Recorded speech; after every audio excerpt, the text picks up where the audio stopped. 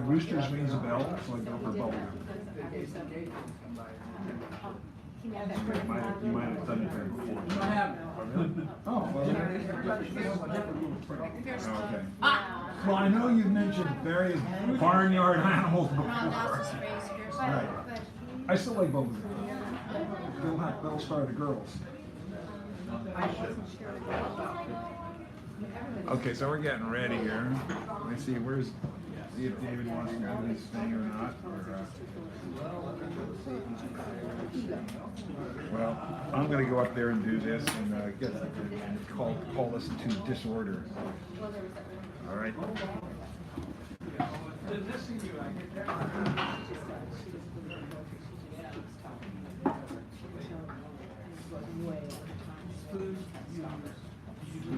Oh no, I haven't eaten. I was gonna get like a sandwich or a beer or something.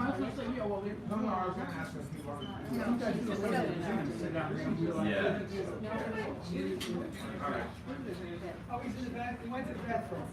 Well, here he is. Oh, there he is. David Erdreich.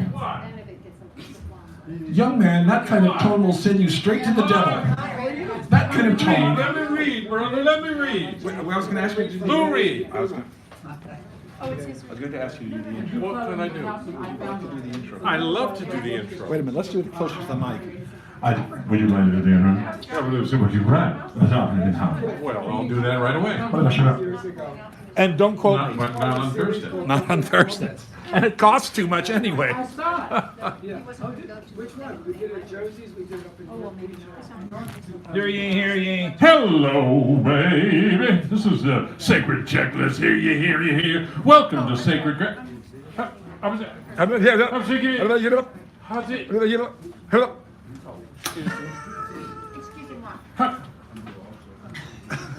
Go. Not from the top. Welcome to Sacred Grounds with Dan Brady. Is the current host of this longest running open mic in the known and unknown universe. Serving up good food and fine poetry since 1972. Please support this reading by enjoying the food and drink served. My food's open. Drink served here. Let's have a big hand and a couple of feet for Teddy and Fiona, our hosts and hostess with the most and mostest. Poetry of all kinds, ladies and gents, is welcome. But we do ask you to respect the mic. Respect the mic. Keep conversations to a whisper. Put phones on mute or vibrate, and do not distract the speakers or the amplifiers or the host, or pass in front of them, or pass behind them, or make comments on what they pass behind them. Also, keep to the time limit, usually 5 minutes, but that can change. Especially Remember, we have two. I was going to say, especially if they have cabbage, but two shows, the 7-ish and the 8:40-ish. And the 9:16 will progress down the and 9:40 is for those reasons I asked for generosity. Give me your money, give me your grandchildren. By going short on your time, you encourage me. That's a warning. You've been warned. By going short on your time and long on your shoes, it helps with our tradition of getting everyone on the mic like angels on the head of a pin. If you want to be in the loop,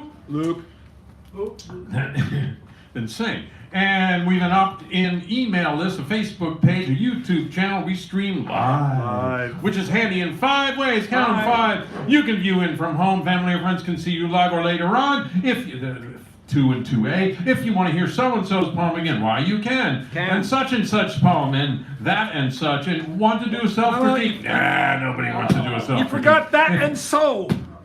Okay. That and so, sorry. If you really want to, do a self-critique, but please take that outside also. And it is a way to put out the word, yours, mine, ours, minutes, seconds, and every theme in between. Remember the ongoing theme. Never doubt that a small group of committed citizens can change the world. Indeed, it is the only thing that ever has. Margaret Mead. With this voice, Margaret Mead. Yeah. The evening's theme is all, don't tell me, cadenza, cadet. I bet nobody has written it yet, but I have, and I'm going to we got one. We got one, two. We got two. 3, 3, sold American. I'll get up there and Cadenza, say it cadet. 5 times really fast. Cadenza, cadet. Hey, don't do that. Better than red leather, yellow leather. Try that 3 times fast. The evening's theme, Cadenza Cadet. Also, next week's feature will be parentheses. Next week's feature is we're beginning a set of readings. A set of readings. Yes? Enduring values. Yeah. What's the whole title? Endangered species, enduring values, and disappearing poets. And we're going to have a pair of speakers, Linda Gonzalez and Queen Ambi Shabazz. I don't know if I'm saying that right. Now's the first show. The keynote will be a P flat. Tommy. Tommy of a cola. While our feature is Jack and Sangay.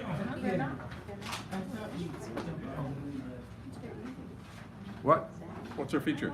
I just said Jack and Sangay. Okay, very good. That's our feature. Okay, they're not here yet. The Queen's Wave.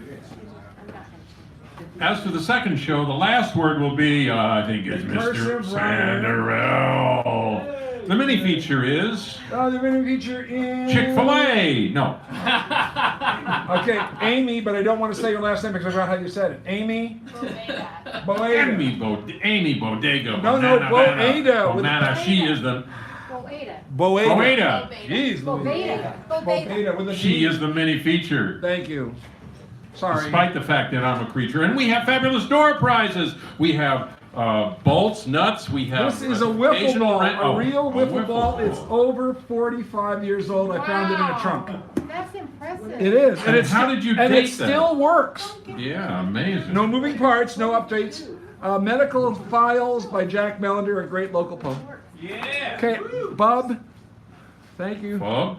Bob. Bob. Peter Pan. No, this is not the original Peter Pan story. Oh. This is a follow-up Peter Pan A story. follow-up. I thought it was the original Peter Pan story. Well, it's They a grabbed it out of the second-hand box Peter thinking it was a Pan. worthwhile book for many dollars. I was disappointed, but it's a nice read. I know where he got it. He got it from Wendy. No? The Book of Songs, the ancient Chinese classic of poetry, translated from the Chinese by Arthur Whaley, could be. And this is my favorite of the night, the Good. Outlaw Bible of American Poetry. If you can think of a famous current American poet, they are in here probably. So I mean, Brady. no, well, you know, they didn't talk to me. They didn't. I had a deal. They couldn't refuse it. They got the rest of the Brady We bunch. sunk They the didn't yacht. get What this can I one. say? Yeah, well, what do you Oh, and Rob has also Nature Valley almond buttered granola bites. Granola doesn't bite, you bite the granola. Ooh. And then, Wob. Thank you, Wob. can I finish this over here? Nah. Anyway, Sure, the why not? co-pilot is one of the things. Co-pilot. You pick it. Sharon. And she's the co-pilot, so you know. Choose a theme or prompt, what this guy did with. Cadet. Okay, already. Mini feature, which is of course you'll see tonight as who's it? It's Amy. I'm not going to go there again because I already did that looked it up and I nicely, hate. See, you started this. I heard what she said. And then we have the keynote. Tonight is Tommy and the last word, which is the cursive writer, and he begins and cuts off ends the second show. Be advised, although Dan and I are having way too much fun, we do record the evening. If an audience member wishes to do so, please ask permission.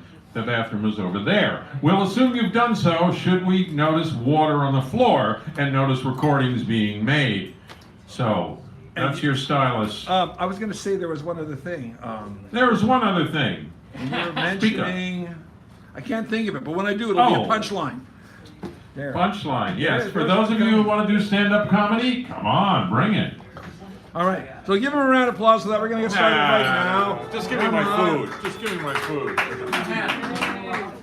All right, so, as I like to say, Tommy Amakola Mecca, our keynote of the evening. Give him a round of applause here as he comes up to recognize hold fourth or fifth or a fifth, but not my fifth because I'm thirsty. I'm going to drink the whole damn thing myself. So as keynote, my job is to read you something by somebody else, other than myself. Tonight I'm going to be reading from Diane de Prima's Revolutionary Letters. We had the privilege of being involved in a series of readings back a few years ago called Dumping Columbus, which was a series of readings of Italian-American writers who do not like Columbus, for good reason. And anyway, we met and she autographed this and we became friends and blah, blah, blah. Anyway, I'm going to read from this book. This is April Fool birthday poem for Grandpa. Today is your birthday, and I have tried writing these things before, but now, in the gathering madness, I want to thank you for telling me what to expect, for pulling no punches. Back there in that scrubbed bronze parlor, thank you. For honestly weeping in time to innumerable heartbreaking Italian operas, for pulling my hair when I pulled the leaves off trees so I'd know how it feels. We are involved in it now, revolution, up to our knees, and the tide is rising. I embrace strangers on the street, filled with their love and mine. The love you told us had to come or we die. Told them all in that bronze park, me listening in spring Bronx night, breathing stars so glorious to me, your white hair, your height, your fierce blue eyes, rare among Italians. I stood a ways off looking up at you, my grandpa, people listen to. I stand a ways off listening as I pour out soup, young men with light in their faces at my table, talking love, talking revolution, which is love spelled backwards. How you would love us all, would thunder your anarchist wisdom at us, would thunder Dante and Giordano Bruno, orderly men bent to your ends. Well, I want you to know we do it for you and your ilk, for Carlo Tresca, for Sacco and Vanzetti, without knowing it or thinking about it as we do for Audrey Beardsley, Oscar Wilde, all streetlights shall be purple.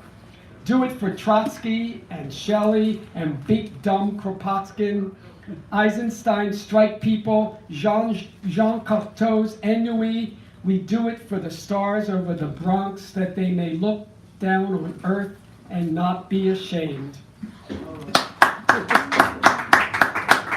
And two little tiny short poems, also revolutionary poems. This is the dream poem about Reagan.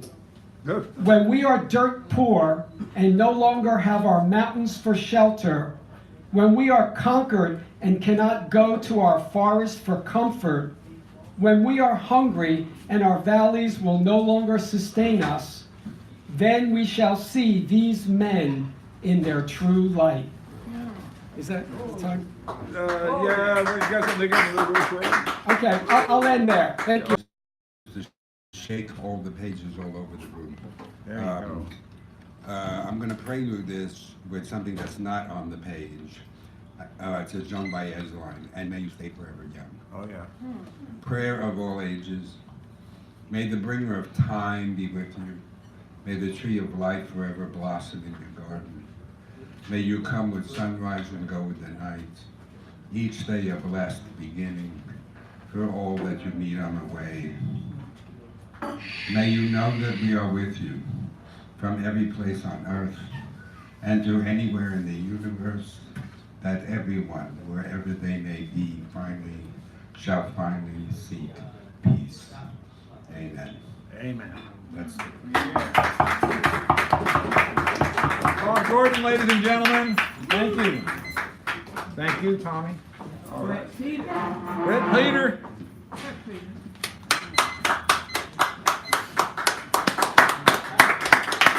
And you said you had something on the theme, right? You did. Right. All right. Brit, the real true Brit.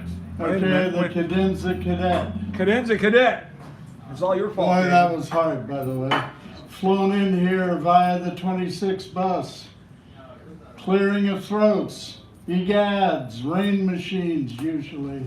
Concocted gibberish and horn blasts. Listen, if you will, to the tortures of youth, the whines of old age, the necessary leaflets and truth-telling, the testaments to real love and delightful lust. What should a poem be about? Write every day for an inkling. The double stops and missed harmonics, the tuning guitars, the flying Fs for the lost and bent man in the long red tie. Another night at Sacred Grounds open mic, the lucid enunciations of all these cadenza cadets.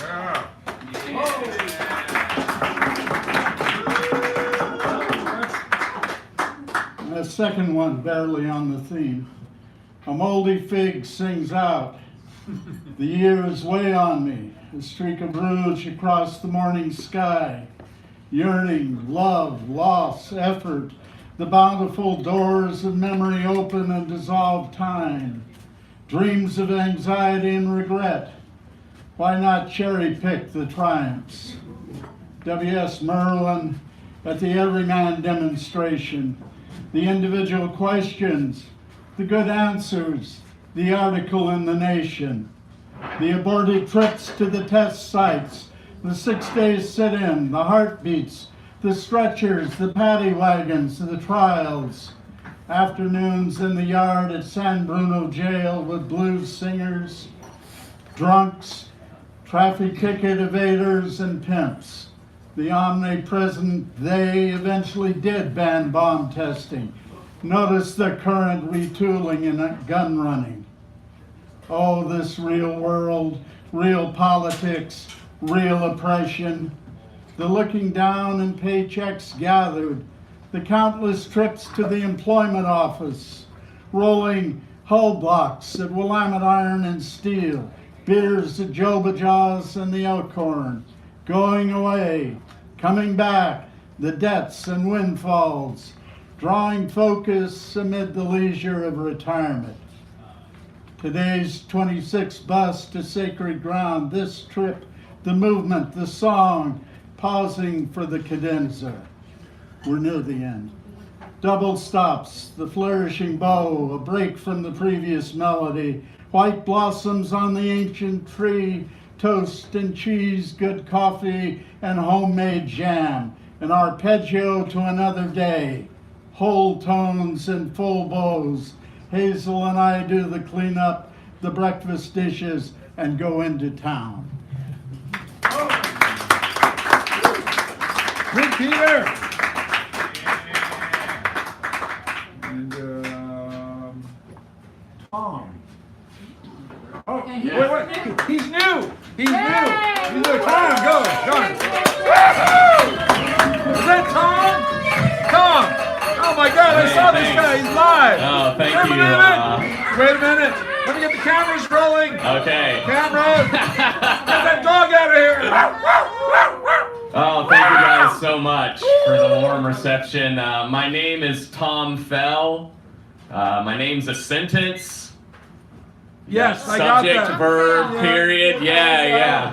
I'm gonna do some stand-up comedy for you guys. I found this open mic on a stand-up website, and so it seems like there's pretty much all poets here tonight, some musicians, and then just me. No, I'm here also. Okay, cool. And Wait a minute, I think. okay, hell yeah. I'll stop now. No, you're good. I'm drunk. Hell yeah. Oh, I've been trying to watch my language in the new year. Been trying to watch my language. It's one of my New Year's resolutions. It's less like about not cursing, but there are a lot of words in the English language that have a pretty problematic history to them, that we're not aware of. Like, for example, the word gypped can be very offensive to people of Eastern European or Romanian descent, That's true. So instead of saying, oh man, I got gypped, I say, oh man, I feel like I got taken advantage of by a gypsy. It's way more woke to do it that way.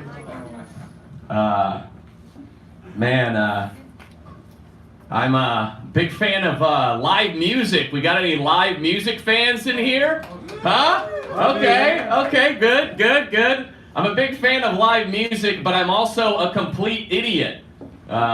Which means when I go to concerts, the biggest problem is the bands, they want to play their new stuff, But I'm an idiot. I want to hear them play all the old hits, You go to see a band, you want to play all the old hits. So I was thinking about that, and I was like, well, as an artist, you need to also let artists grow. You need to let them progress. You need to let them do new things. then I was thinking about it, I was like, man, there's gotta be some guy like me, like back in the 70s or the 60s or 70s at like a Beatles concert, you know? When the Beatles were like, okay, this next one is called Hey Jude. And he's like, boo! Don't want to hear it! Hey Jude! More like, hey dude! Play your old stuff! I want to hear Hold Your Hand! Play Hold Your Hand! Boo! Bring back Pete Best! Oh, God. Y'all should have never left Liverpool! Some deep cut Beatles references for y'all folks. Yeah. Hell yeah. I hated the Beatles. Yeah! This guy was me at the concert being like, screw you guys. But then I was like, man, there's no shame in that, you know, because it's the same thing with art too, you know, like I'm from Chicago, okay, I'm in here on a work trip from Chicago. I go to the Art Institute of Chicago. All I want to see, I go straight to Nighthawks, you know? You want to see the old hits. You don't want to see the hot new photographer blazing new art. You want to see Nighthawks, you know? You go to the Louvre, you don't want to see this hot modern art. You want to see the Mona Lisa, you know? And you go up to it and you're like, yeah, that's it. The same thing I've seen 1,000 times. And it's small! It's smaller than I thought it was gonna be. Awesome! And that's what you paid thousands of dollars to go to Paris to see, is something slightly smaller than what you generally have seen in textbooks.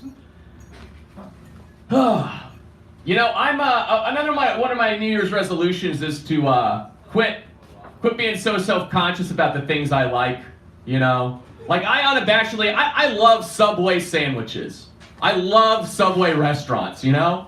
A lot of people, they like to hate on Subway. They say it's gross, they say it tastes bad, and I disagree. I genuinely love the taste of Subway sandwiches. And I think I also love Subway because they are a bulletproof company.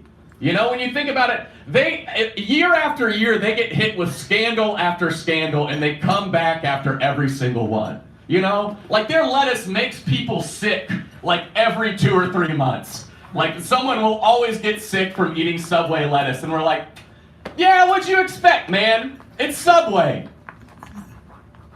And then there was this whole scandal where they found out that they used the same chemical in their bread as they use in yoga mats. There was like a plastic chemical that they use in their bread that they also use in yoga mats. And like we freaked out about it for maybe like 3 days. And then we were all like, oh yeah, yoga's pretty healthy, so bread must be healthy too. And then of course, there's the big one, and I think we all know what I'm working towards. And that is old Jared Fogle, you know? Oh, yeah. And you know, their spokesperson for like 10 years was found out to be like one of the biggest child molesters we found of the past 10 years. And we were all like, oh yeah, that's okay. Oh, we forgive him. We all got a friend like that. And we're like, oh, hey buddy, why don't you get the hell out of the way and just let me get my long sandwich. That's all I care about. Just getting my long sandwich from Subway. I don't care how they make it. Don't care what values this company has. I just want a long sandwich, baby. That's all I care about. How am I on time? You just ran out. I just ran out? Hell yeah. Well, thank you guys for listening to me. I really appreciate that. All right. What's wrong? Who's Please tell. next? Did you get hurt? I'm okay. Yeah, I tore my ACL twice. There you go. But I'm all right. All right. George Lister. Come on now. Give him a nice round of applause, please. Then we got Owen, Tommy, Rob, Karen, Sharon, the freeloader. Freddie? No, thank you for that. There we go. You're on, dear. Shh. Thanks. Yeah, okay. This first poem is called A Dedication. It's a dedication to my friend who died, it's 20 years ago this year. The celebration is almost complete. Men, women, children, laughing, crying, telling stories, some sad, some funny, all wonderful. He's gone now, his life taken from him too soon. Much left undone. He will not watch his son grow past 12. No longer fashion his beautiful house, plant his gardens, tend to his animals. No longer love his wife as she cooks and bakes for hundreds who come to taste her fare as she rules her remarkable kitchen. He will no longer inspire me with the truth, no matter how dirty. He will be my friend lost, but with a memory to carry for a lifetime. At dusk, I step off the porch to join 40 men and one 12-year-old, carrying his ashes and the vessel that will carry his ashes to the journey beyond. Long ago, he and I stood on that same porch, taking the quiet of a summer night. You know, I don't like you anymore, he said with harsh, staggering love. Then turned, went into his house, left me standing on the first step down, touched by sweet Vermont night air that suddenly felt like banshees had brought an early frost from the north. The gentle sounds of the river below faded to an eerie silence, and the stars seemed to move in heaven beyond the branches of the tallest trees. Like the moon, our friendship waxed and waned, sometimes rich and full, sometimes just a sliver, sometimes gone beyond the horizon, waiting for sun to return the light. Now we carry the plain, wooden, surprisingly heavy box full of his ashes. He would have liked it, not sanded, no fancy carvings or painted pictures, wrapped in clean, pure Vermont dirt, rough edges speaking the truth of who he was. We're headed for the giant rock along the river below, where he and I bared our bodies and souls.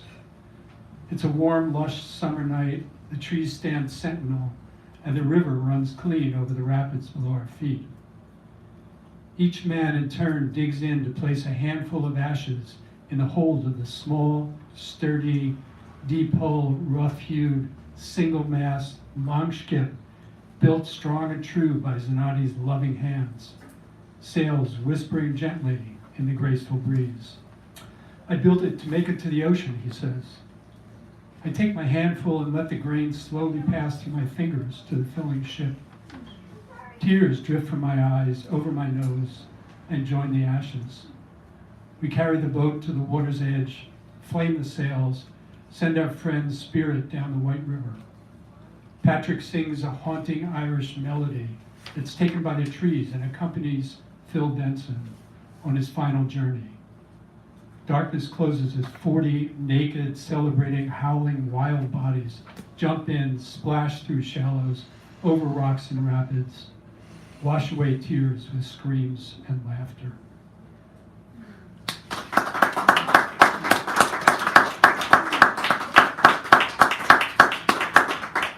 Thank you. This poem is by the great and wonderful Mary Oliver, and it's called A Poem for the Blue Heron. Now the blue heron wades the cold ponds of November. In the gray light, his hunched shoulders are also gray. He finds scant food, a few numbed breathers under a rim of mud. When the water he walks in begins to turn to fire, clutching itself to itself like dark flames, hardening, he remembers. Winter.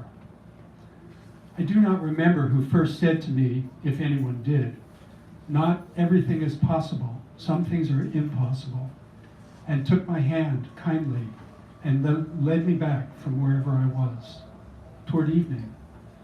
The heron lifts its long wings leisurely and rose forward into flight.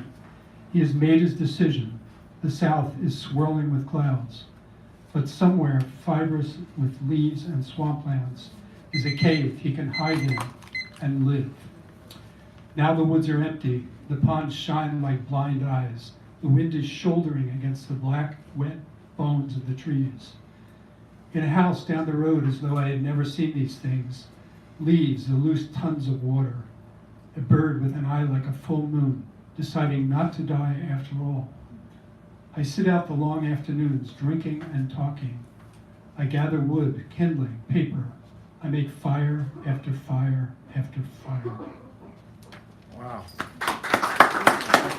Thank you. Thank you. Rowan Dunkel, then Tommy Evercolberg, and then Rob, and then Karen. What's the theme for tonight? Oh, the theme is Canasta. not Canasta, it's Georgia. Georgia on my mind. That's the theme for tonight, right? Yeah. Or Lord Haw Haw's Lament. Was a long, you can look him up. He's a real historic, and he has reason to be lamenting because he's lamenting. Cadenza cadet. David knows he's sitting right next to you. They're asking about the theme. You're waiting for me. What is that? I know. He makes everything up. Never play canasta with that man. Said, the morning gone to a cement-like sky. All metaphors have vanished to the rainy sky of a winter afternoon. Gone. The day curls up into a ball and does what it was meant to do, and not what it was not meant to be. After the rain, the muse of the rain makes me sigh like a mystery of the rainwater. Life is a mystery of rain and flowers. The mystery of metaphor, of ah me, ah me. Thank you. Sleep. Sleep came like a cameo. The rain has vanished with sleep and a metaphor. Sleep came softly and bleats like a sheep. The night goes slowly like a new neon lord. Calm the afternoon branches of fate and gloom. I write in a room that murmurs like a womb. My mind is like a tomb. No lines came, no metaphors came in slipper green.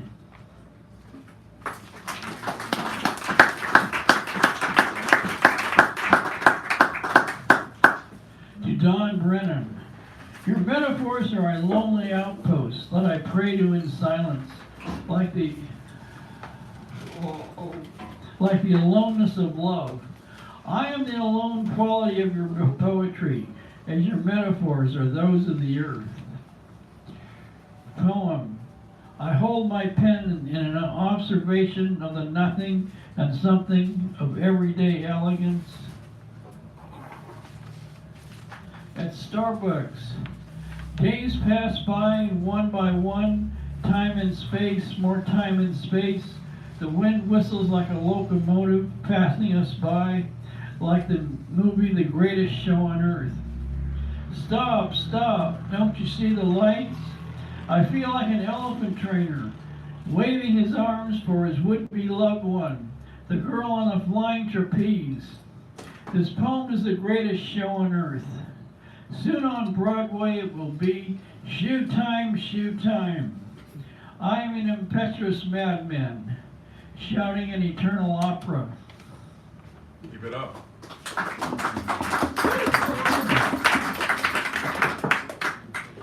Night poem. The dead of night beats its wings on the lonely Trieste. Night follows day. By day is the lonely crowd. By night is the lordly lonely wings of nightly delight. The starry day will soon become the black night as a metaphor calls my name in the distance. Soon the moon will rise to signify the end of June.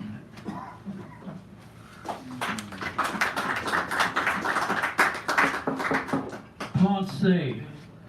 On a quiet day on North Beach, the day is as languid as a Jane Austen novel. The Café Trieste is a funny novel of manners.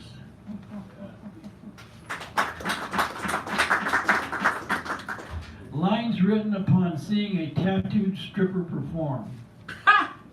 Nighttime at the Trieste, paradise saws at the bones of necessity. The moon waxes and wanes like the color of green cheese, puzzling at the paradise of virginity.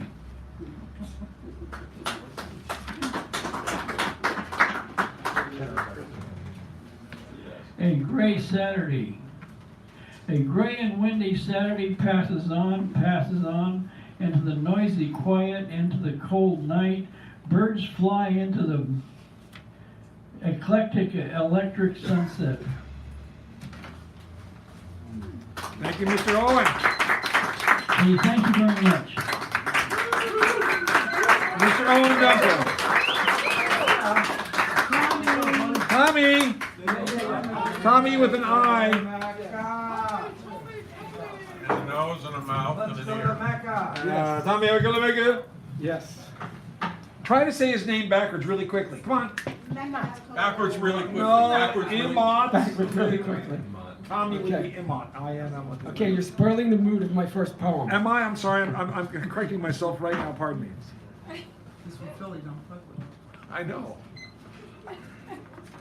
Tongue, hungry for nectar, in a drunken cadenza over his naked body. Cadenza. Cadenza. God bless you. Cadenza. God bless you. Because he was always pissed off. Because he watched me all the time, even when I took a bath. Because he knew what I was thinking. Because I didn't want to follow all his rules. Because I was beaten and humiliated by those who spoke for him. Because my love for him was based on fear of what he would do to me if I didn't love and obey him. Because many of the things he didn't want me to do were things I wanted to do the most. Because he didn't allow me to question anything. Because he never appeared anywhere to speak for himself. Because I read about the Big Bang and evolution. Because his holy book justified slavery, the slaughter of other people, keeping women silent and powerless, killing disobedient children, and so many other horrible things. Because I was in love with that Sicilian boy, and he said it was wrong when I knew it wasn't. That's why I stopped believing in God.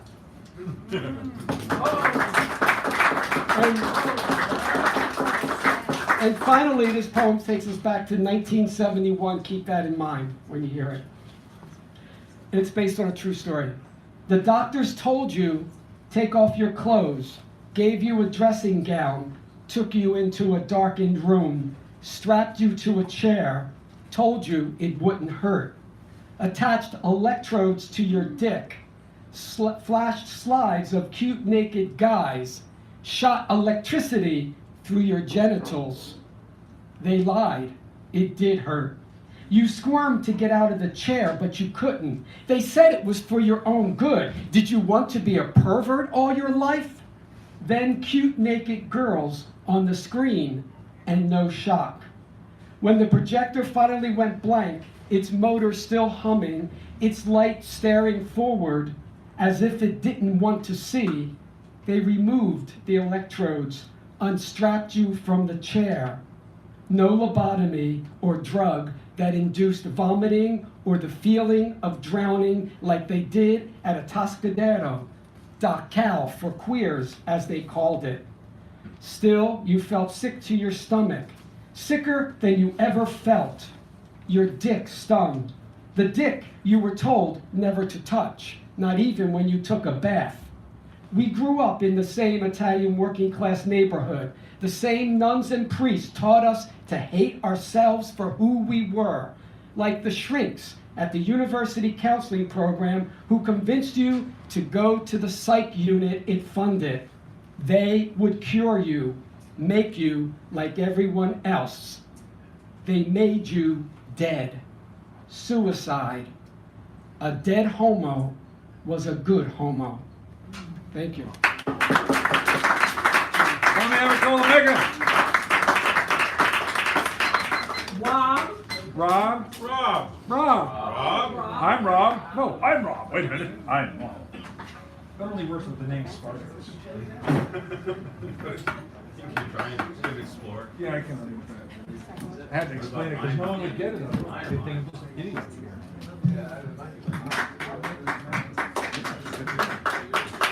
This is Rob, ladies and gentlemen. Yeah, music.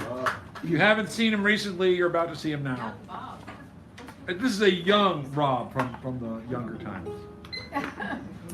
All right. Well, I don't have any cadenza songs or credenza songs or. But you could put a cadenza in a song. But this is kind of like what Tommy just did, so there we go. That's kind of thematic. This is called We Incarnation.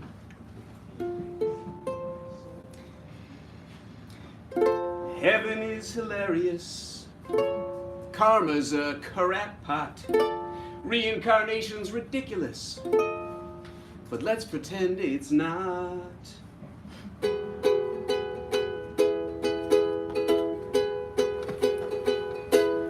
In my next life, I'll laugh 50 times a day. In every bathroom, gonna have a bidet. In my next life,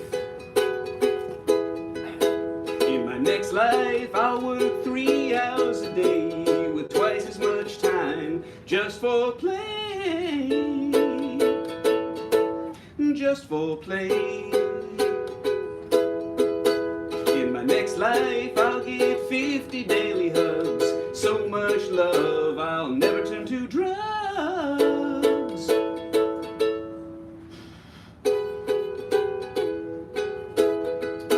I'll give what I'm asked and get what I need. Nobody there gonna understand greed.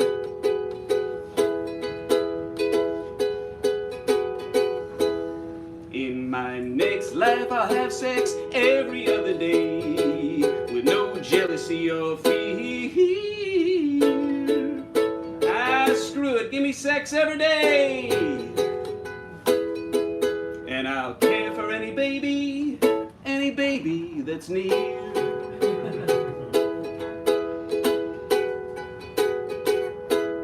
In my next life, women will make the world's rules. Men have made people perfect fools. Nature's fools. There won't be bars or churches or jails. There won't be bathroom mirrors and no bathroom scales. And we'll all be naked. In my next life, I want to be human. Not this selfish, neurotic waste. This desensitized disgrace. Heading nowhere in haste.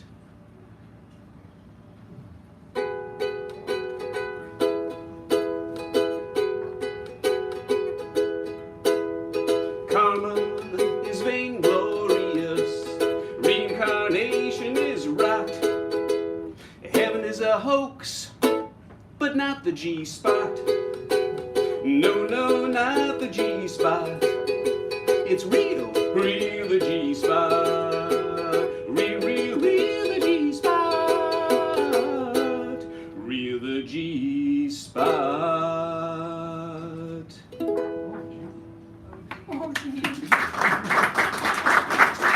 Thank you, Rob. Rob and his stand gets a hand. Aaron Melinda Magoon is now arriving at the mic time very, very soon. Without a cadenza. Without a credenza, or it's a cadenza, right? Cadenza And a or credenza is something else. Credentials for your credenza, absolutely. No, Credentials. credenza is a furniture, right? Yes. Yes. Credenza, yes. Yes. Yes. Okay. All right. That's just a nickname. Okay. How are you doing? Okay. Yesterday was Somewhere? the 3rd anniversary of my husband's death. So I'm a little rocky, but so I'm gonna give one. I think ever since he died, my poetry has had kind of a little bit of him in it, but this is nothing so, not from my book of loss. I didn't bring that. That was too much. The sunset spoke to me last night, whispering very softly in the wind. Golden arms brushed my shoulders. Blushing cheeks warmed my face. Rosy clouds filled the sky, lifting me far away, helping me forget, letting me remember. The earth turns. The earth is turned away and called in night as we shrug once again our shoulders, turn away from light. And yet the earth has little choice. Like universal gears, the planetary elements, star, quasars, asteroid spheres, dark stars and shadows sweep and turn, rotate and elevate, obeying rules and fears put in place eons ago. And even now, as we consider options, universal gears continue grinding, changing, moving, and evolving, still revolving. As we contemplate their being, Earth, our planet, moves from seeing sunshine pulling through her garden, indefatigably pulling, moves from seeing, ever spinning. We, who live within her garden, find no succor, find no pardon, shrug our shoulders, yet consider why we ride, and how we wander, think and wander, ever wander, through the darkness on our planet, through the darkness into light.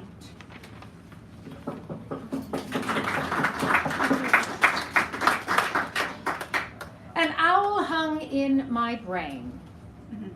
An owl hung in my brain, twisting its head around and around, hooting softly with blinking eyes under my skull, piercing through my own blue irises with constant questions. The greater scheme of things, find in a rainbow or a sunset, drink from a star or a drop of water, fold up in polyphonic illuminations emanating everywhere. In each drop we sing, each cadence, resolved or unresolved, reflects back through stardust. Yeah, I finally found that cadence. Yeah. Okay. The moon in late October just happens to be here. It's random selection. The moon was not quite round last night. A glass just slightly empty or mostly full, depending on your state of mind or on the weather. Clouds drifted peculiarly across its surface, perfect Halloween clouds, evoking images of brooms and cats and witches suspended in a still and windless night. One immutable, one existence, one world, and all beyond one interdependence of galaxies, dark matter, light, unfathomable cold, explosive heat, one aspen forest of interconnection beneath the soil, all matter and antimatter connecting in vibrating energy, one laughter, one snowflake, individual, irreplaceable, tiny oneness, unique, single, made whole in solo smiles, generating one universal joy.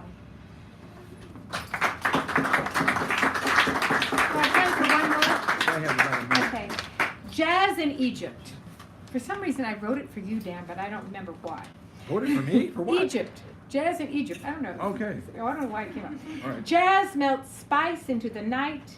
Pepperoni, basil fight. Cayenne cats sing strangely, descant. Ranting freely in a breeze, Nefertiti smiles and teases.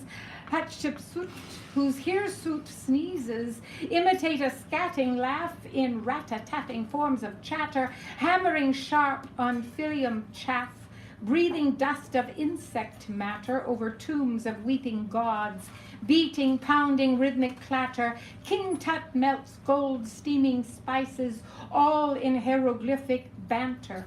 Petroglyphic sacrifices, black and sepia shades of gray, pounding blood and dancing spray, frenzied whirling under starlight, blowing horn and beating drum. The sweat and water washes one, dance till death each one extols, Dance till breath escapes our souls. Dance cayenne, dance cinnamon, dance until the night is done, till saxophone becomes the sun. There you go. Karen Melandry again, knocking one out of the park, as I like to say. Okay, can I give you this to do that now? I just want to say we have, again, we have like filling in this list, and if there are people here who want to sign in and read, we're full up until the feature shows up, and when we have after the feature, there's a break so people can come and sign in the places that are still there. So if you're here and you want to read, it's fine. Do it. Take your time. Do what you'd like. Blow us out of the water. Sink us amidships. Okay, I'm not making sense. Oh, yeah, we got you. Yeah.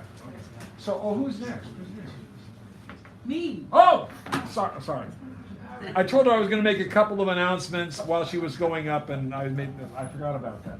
Sharon Scott Kish, ladies and gentlemen, is coming up to the microphone. Yeah, I know. For a nice round. Huh? It was a gift to me, and I've read a lot of it, but I have so many books. I've got to take care of some of those. It's a big one too. Yeah, I know. It's a weighty tome, as they say. Kansas City. Kansas City. Yeah. Here we come. This was called Bazooka. Don't crack that gum. Familiar statement from older women. Not a sign of good breeding. In fact, chewing gum was frowned on by many. Look at you, looking like a cow. Look at that bitch. Who is that? Whose child is that? I'm going to talk to her mother. They would offer you their hand for you to spit it out. Chewing in school or church, it was always a means of punishment. Don't swallow it. If caught, you will get constipated. Or at least that's what they told you, and little kids believed it. If I swallow this gum, I'm going to be constipated. Oh, please. It was a no-no, and is the exact things one to do. Teenagers have the gum cracking thing down to a fine art. Blowing big bubbles, bigger and better. Each person has their favorite brand, and they swear by it, and they stick to it. Flair, Double Bubble, Bazooka. Some a penny, corner store, 2 for a penny. Now you don't forget to take that out when you go into class. Best place, under the desk. If unlucky you get caught, well, your job is to scrape the desks in the classrooms from all gum and then go to the principal's office. Can't go home with that note. And if you've got that misfortune, that means you go outside, you scrape up all the gum in front of that house and every house on the block.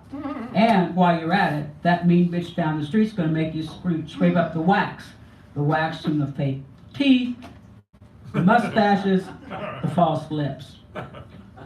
And while you're at it, pour some water on that flavored Kool-Aid that's staining up my sidewalk. Each mother is so mad, so mad. Heartaches. Why do I have to do this? You have to do it because you did it. Do not drop that mess on the sidewalk. Some would even call homes. Some of the old bitches would call the houses. And they would report you.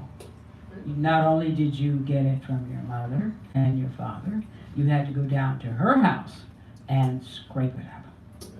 Grocers didn't care. A sign of stains. That meant they were making money. And kids knew if they saw all that gum, there must be some gum in there. You had to go to a store where the gum was fresh. If the gum wasn't fresh, it was stale. The big kids didn't really care, but the little kids with no teeth was a problem. So, just keep the stock up on the wax lips, the mustaches, the harmonicas. But that's for Halloween. Now there's a lot of small kids to stock bubble gum, and it turns over real quick. And the friendly grocer would get it. But the guy that wasn't so friendly to the children, he got stuck with that shit. So, he would put it out 3 for a penny. Not impossible to chew, but it took a while to get through the soft enough. The little kids, boy, they avoided him. The teenage girls walking down the streets, cracking gum, swinging their felt skirts, pulling on their ponytails, and blinking and batting eyes at guys. The old ladies on the porch looking at the girls. You know what? She's going to probably get knocked up this summer. That bubble isn't the only thing that's going to be big on her. Okay. And the constant sound of bubbles and popping tones and cracking. Cows, look at them, just like cows. If one calls you to go to the porch, okay, she's gonna make you spit it out again. Dump it. What, you prim old hags? What did you say? Okay, I'm so sorry, I didn't mean to do that. So there you went. And then the next place for the popping was the beauty shop. Cracking gum. Some old ladies avoided these shops because they couldn't stand the sound. But if she could lay that hair, dye it, fry it, lay it to the side, and bump it just right, they'd take their pride and they'd go in there and listen to that gum pop. Now, one of our little friends, her grandfather said, you can always come over to my Gramps' house and have bubble gum. Okay, but the boys were the best. They got baseball cards for their bubble gum. The boys were in heaven, trading. Mothers never really got the hang of this. So to them it's just a piece of messy paper, and some would occasionally throw out their collections or just individual cards. This would haunt and send boys into complete tailspins, and their fathers understood. The moms never got it. Too many things to think about: dinner, laundry, clean house. Uncles would try to replace them. That would make them the good guy. But unfortunately, some of them could not be replaced. And there are many men to this day who still remember the cards that their mothers threw out. So, our little friends, when you get to go over to your uncle or your favorite aunt's house, but especially your uncle or your grandpa's, they had a stash of bubble gum for you. And they would let you chew it. But little kids forget things. And at night, you're supposed to throw that gum out. Or put it on the headboard. But our little friend, she forgot to take her gum out. Saturday morning, the gum is not only on her cheek, on the pillow, it's in her hair. It's not just in the tip of her hair, it's all over her hair. So, clip, clip, clip, clip, clip, clip. Teardrop, teardrop, teardrop. And there goes her hair. Put a cap on. Well, I don't think I'll go to church with Grandpa tomorrow or today, but I think I will go with him to the lumberyard. Who do they run into? Mr. Walker. You know, Mr. Walker, the one that's afraid of ringworm. He sees her with the hat and he jumps out of his skin. Hey, buddy. Hello? No. Well, Gus, look. It's just gum in her hair. Is that all? Yeah. No ringworm. No. Okay. Well, let's go to the corner store. So he takes them to the corner store and he buys her 4 cartons of bubble gum. Kisses her on the top of the head and wishes her a good weekend. Thank you, Sharon Scott Kidd. I guess I'm going to ask you to frame me if you wouldn't. I will flame you. She's framing me. No matter what I say, it's not my fault. No one's listening to you. You can say anything you want. Freedom of speech, you know.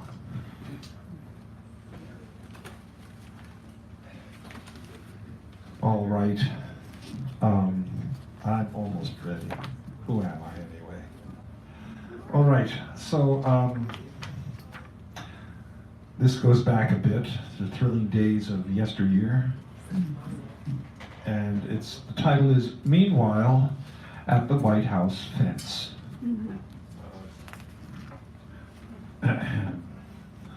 During the Bush reign of error, there was an aging veteran who made a point of standing outside the White House fence for some many months alone as this nation tilted into shadow.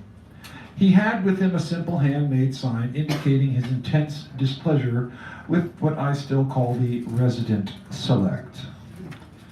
He was approached often enough by those disapproving of his intent, and not a few sometimes voiced their opinion of him and it.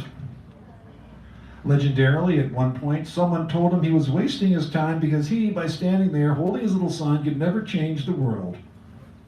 The man is said to have replied, "I do not stand here with this homemade sign to change society. Rather, I stand here with this sign so that society does not change me."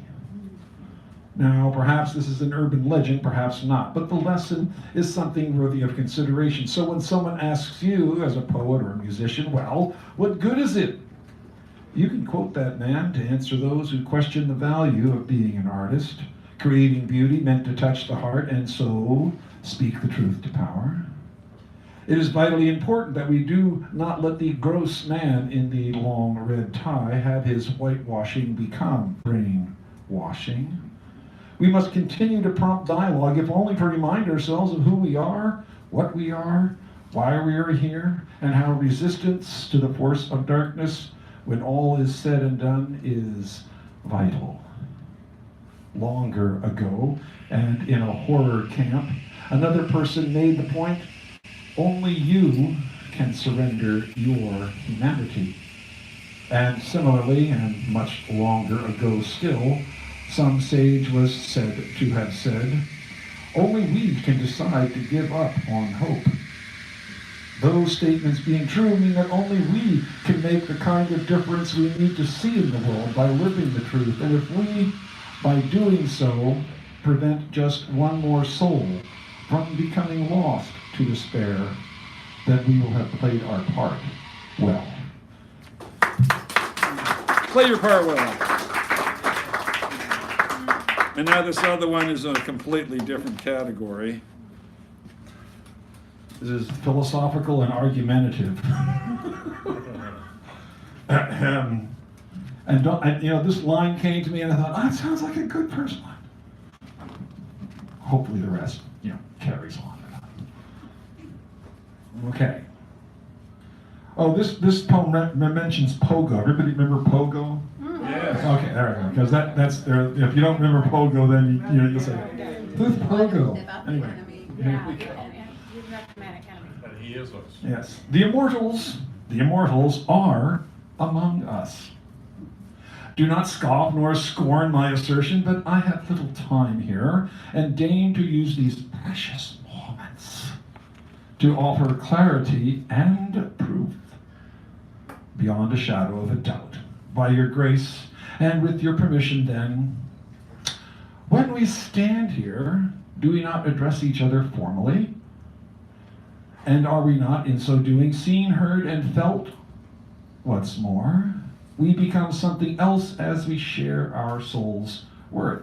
You see, as others bear witness, and as we in turn do the same, there is the logical consequence which go beyond these simple facts or what we write, print, and publish.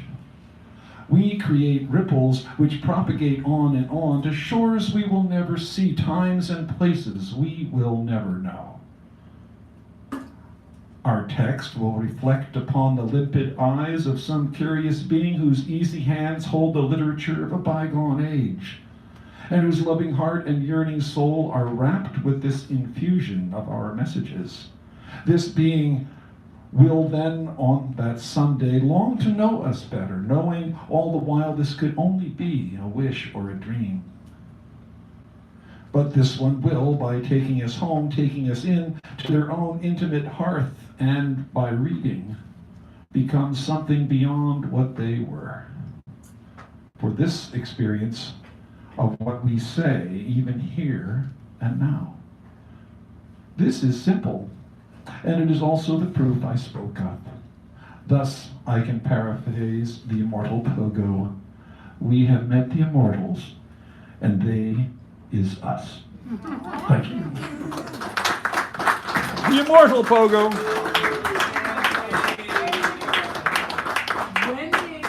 All right, so now Wendy Walters is coming up here, and I'm going to get untangled from this wire and plug them. Oh, yeah. Peter Pan's sister, no. Okay, hold on a second. Let me make sure.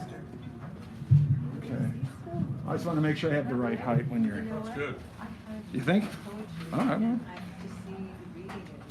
let me make sure let me get you perfectly. There we go. Happy equinox, everybody. Happy equinox. I'm going to read a spring poem I wrote a while back that every now and then I like to read at this time of year. And it was created out of a process at a writing group where I think we did, where you take, what's it called, corpse? Exquisite corpse. Exquisite corpse. We have the first person writes 2 lines and the next person then covers up the top line and the next person adds a line and then there's a poem created. And then I made my own poem out of that. So,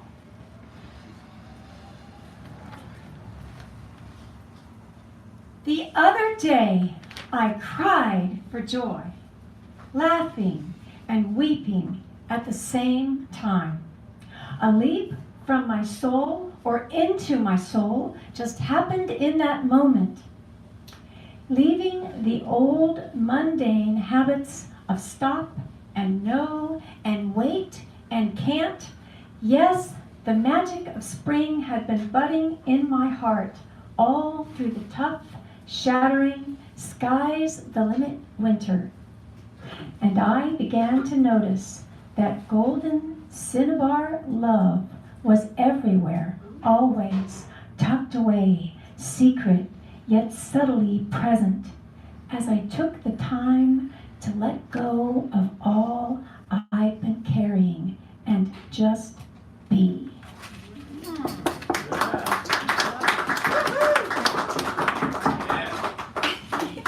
Always feels good to read that poem to myself.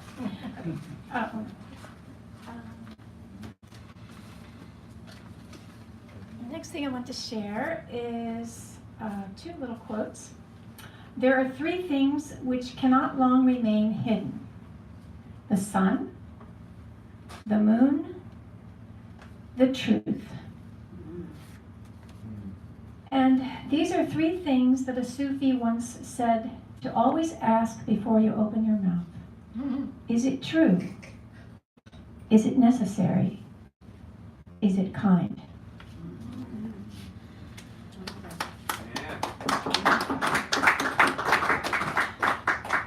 Okay, this is something I wrote recently. Let not our deepest desires be forgotten. Inside us from the beginning, with us all the way, yet buried long by intellect's clamor, remember, lest we lose our compass, the heart knows the soul's foe. Let not our deepest desires be forgotten, for in them lie a world that points to who we are and yet might be. A world that thrives clear and strong, not a passing of winds nor unknowing lies, never ceasing to burn in our heart, but swelling inside.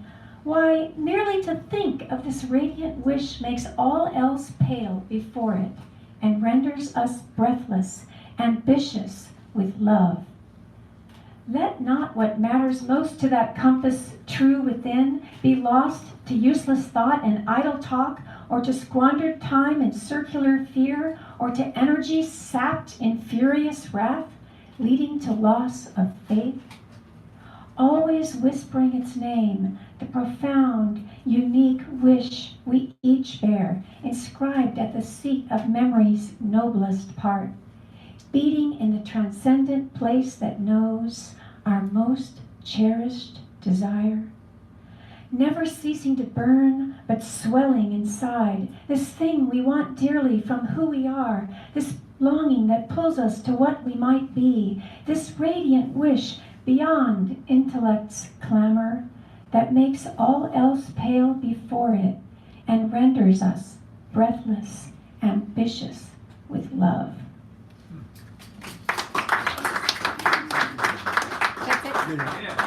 Thank you. Thank you, Wendy.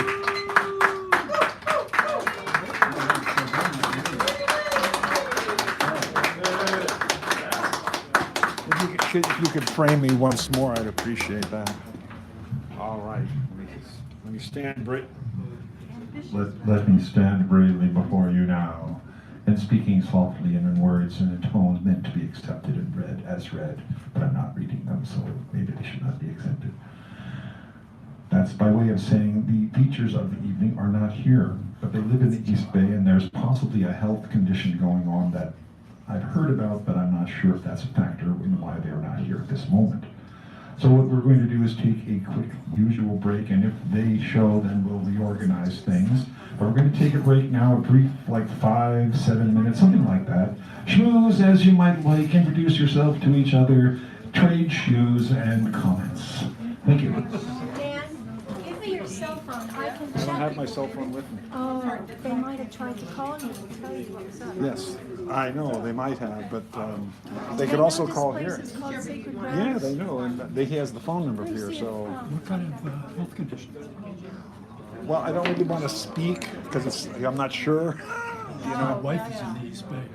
Oh, it's just something with them. It's like, yeah, it's not like a event. Yeah. Okay. No, I'm sorry. That's fine. I just didn't want to, Something there might be ill. There might be an issue with traveling. So, Traveling, but not health. yeah, well, sometimes there's, they don't want to go out. Oh, yeah. They don't just say, oh, I'm here, I'm calm, it's fine, it's just. Yeah, better just stay. So, yeah. Do you want any of these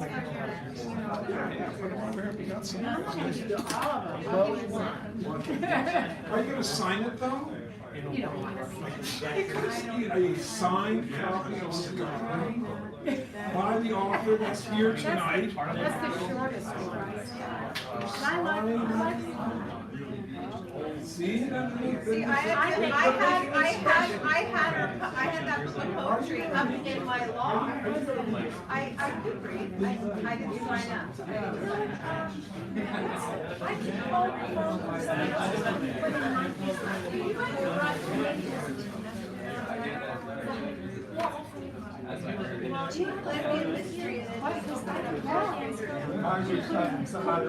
I may have your number. Dance. Might have Dan's number. Oh, okay. I don't know how you do that. This is not a smartphone. About my grandmother and my daughter. I am ready to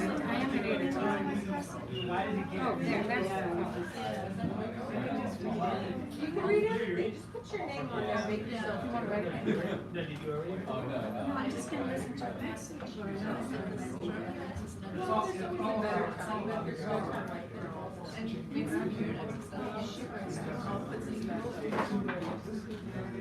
And he'll write.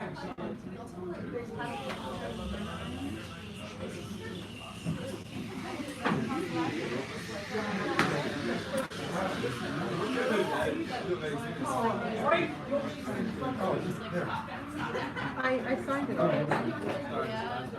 Oh, Arthur Whaley. That guy's a whale. That's a whale of a translator.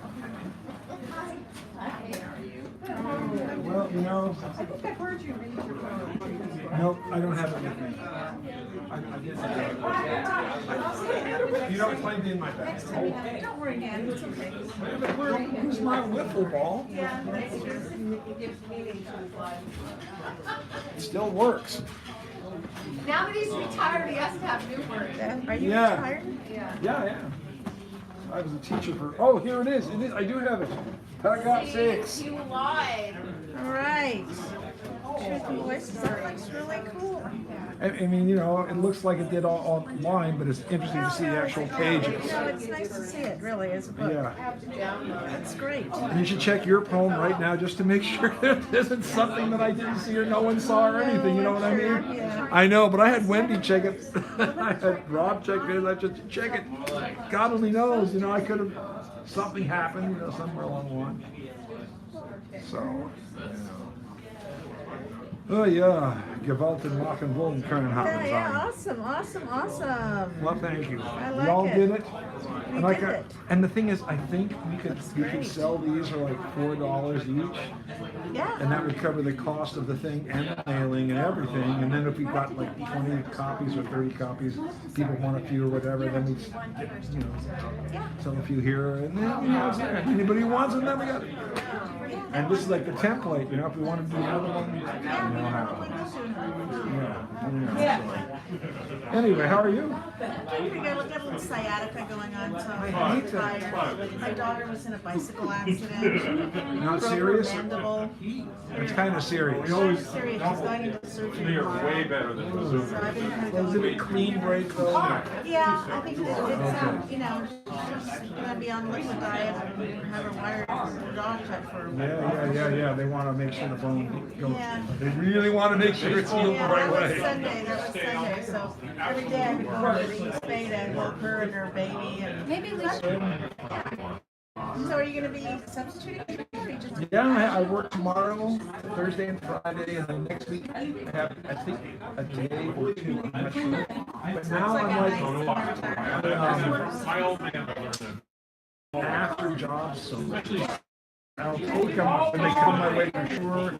But then after a while, I'll think, I can take 2 weeks and just, and it's really strange. It's like, I don't have to do anything. Do all my go crazy with stuff that and you might do damn. I'm getting rid of them. Just what do I need to do today? And there's other stuff that I could do.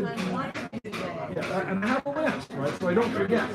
But that doesn't mean I have to do it. I'll say, well, you can now officially relax since you've done more than you said you. We don't have their number with us, do we? No. I tried calling your phone and there was no number on it. Did you give them your cell phone number? No. Ever? I just gave them our landline. And I can't get have the them. landline. And I have this number. Yeah. Maybe they got the date mixed up, or we got mixed up. It was a misunderstanding. That's too bad. Yeah. Really sorry about the chatter. It was kind of carrying over that much. We were trying to whisper. I know. Yeah. But it was Carrying. but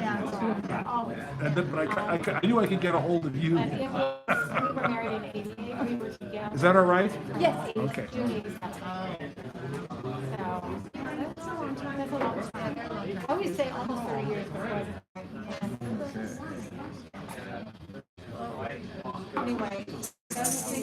Yeah. Weather outside is Yeah, frightful. because it does change.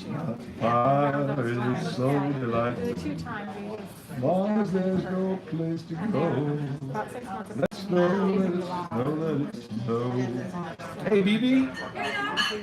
Sorry. Did you have a quote? December. Those two things. I had 2. It was just.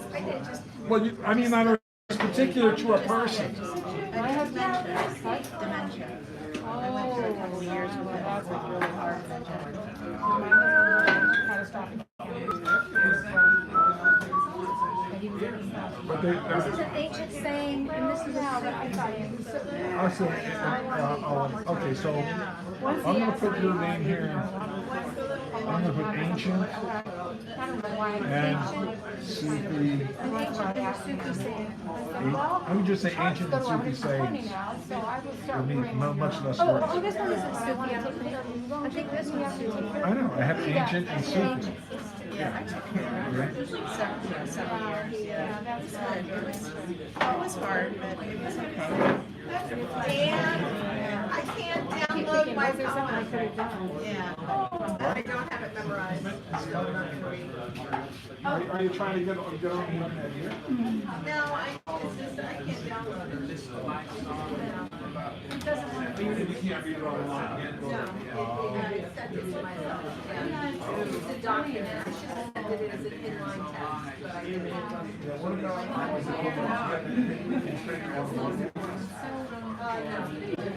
No. that would be the next thing. I have to keep on years and years ago.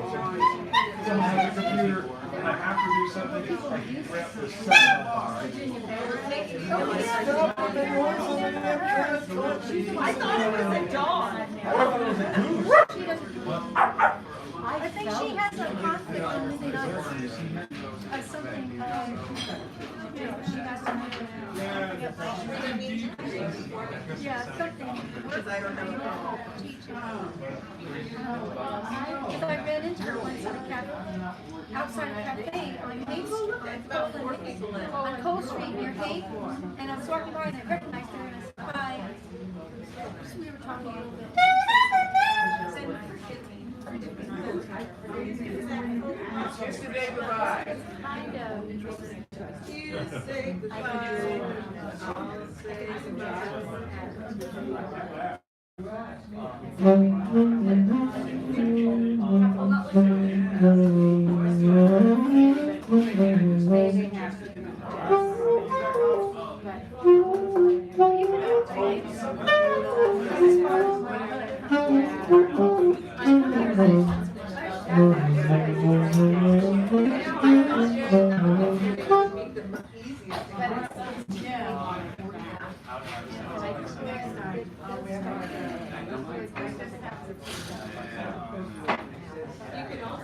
I normally like the right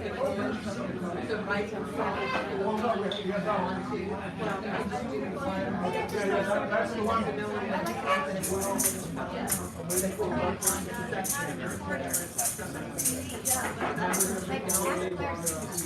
She had some kind of, well, I have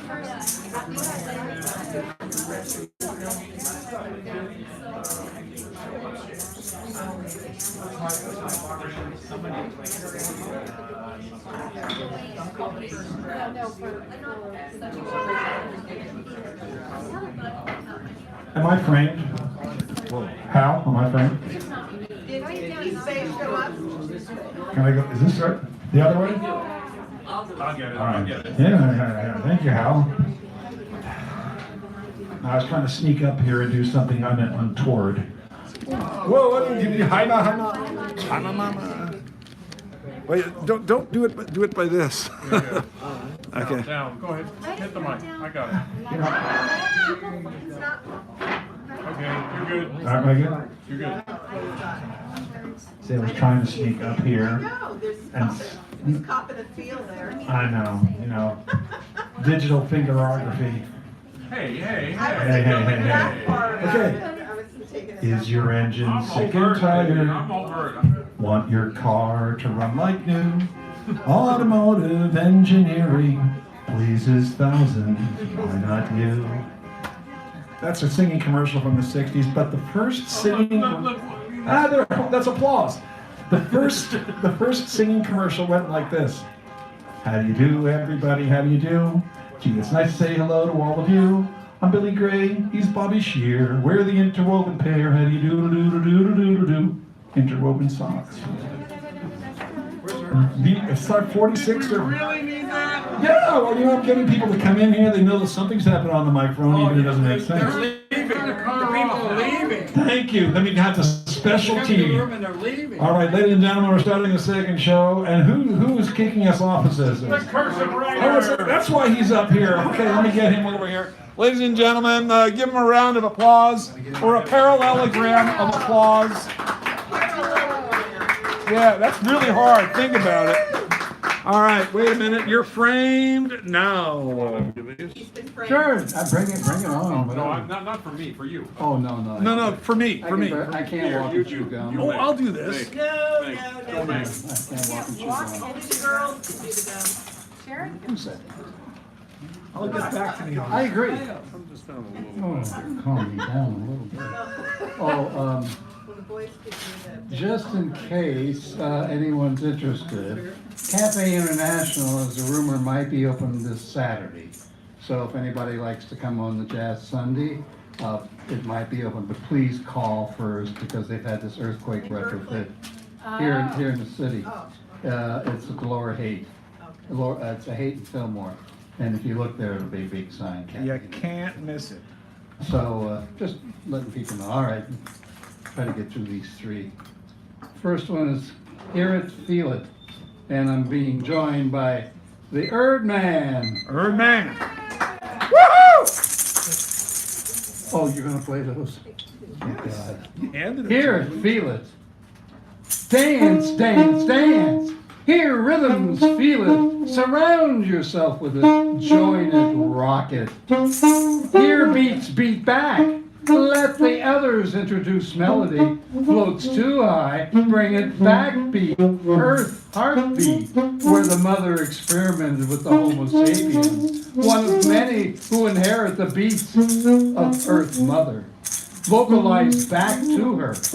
Dance, dance, dance like some sex siren. Sway with particular things in mind. Join or not, there's no sin here, only your humanity. Love music, the one you're with. Mother is a drone, beats melody, our beats joining her. Sanctifying, electrifying, scratching, singing, rapping, poetic beats. Don't call it jazz, so much more, but limited in language. We find genres. Play that jazz, jazz, piano, blues, sax, make us nod our heads, horn for topping, where black is beautiful color blue, where we answer each other our... I hate to say it, but it's true. That actually happened. USA's citizens say nothing. Native people still in bondage, still die on reservations from freezing cold where some standard housing exists. Dry res, yet alcohol poisoning runs rampant. Native women, men found dead in rivers, back alleys, streets, raped, sodomized. Native black women sterile, lied to, never told. Oh wait.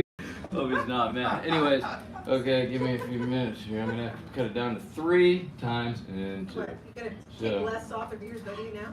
Yeah. Here. The glassy sea to the perpendicular thought. And this is about not committing suicide or doing something. Step down, engage for survival. Suicide run 101. Why? Run, stop, look around, figure it out. Be still, make no sound. Defense, true. Act 1. Be aloof. Reflections for that. Glass slipper. Hot. Clashing of cultures should surely be enough to third world relations. Take control, held bound. You seize, conquer ground. Act 2, tooth for tooth. Now it's time. Glass boot. The priest, the word, died. Inner peace not found. Act 3, shampoo. A time to remember. Wake up, laugh, and cry. Glass slipper, prayer round. Last words, glass sleep. Poof. Powers be, no sound. Pedestal, you see. Suicide. Of a number called 3. All the time. 101. Why? Push or lost and then found. Pick it Run, up. stop, look around. You are controlling the situation. We all think about that. It's not about it's about you. Now here's how we know. We can't make it From this circle. We're all ready for it. I think. Speak for it. And David Reichen,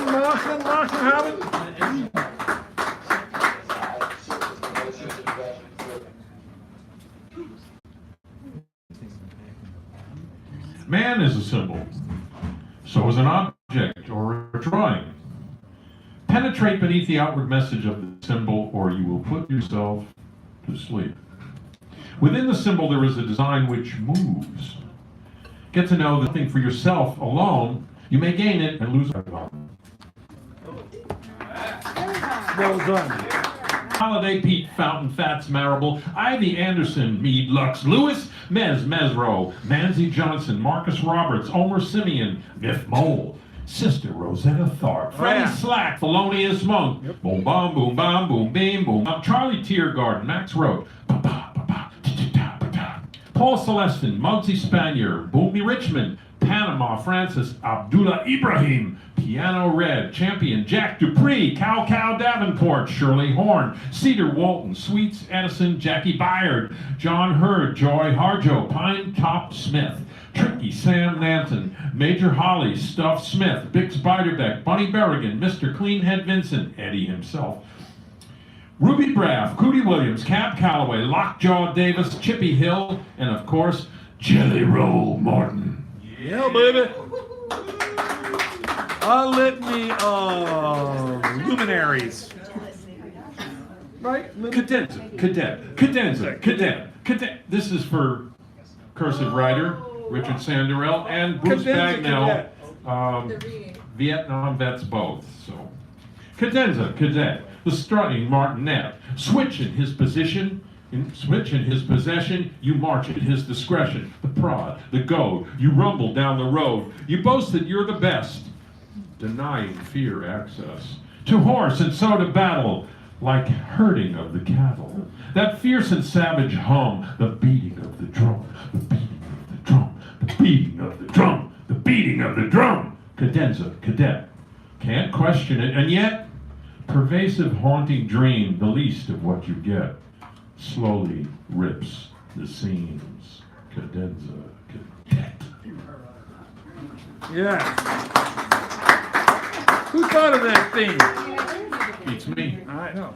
A haiku for you. For me? you, a haiku. Okay. When I get obsessed with the truth, what's more, in truth, I neglect my chores.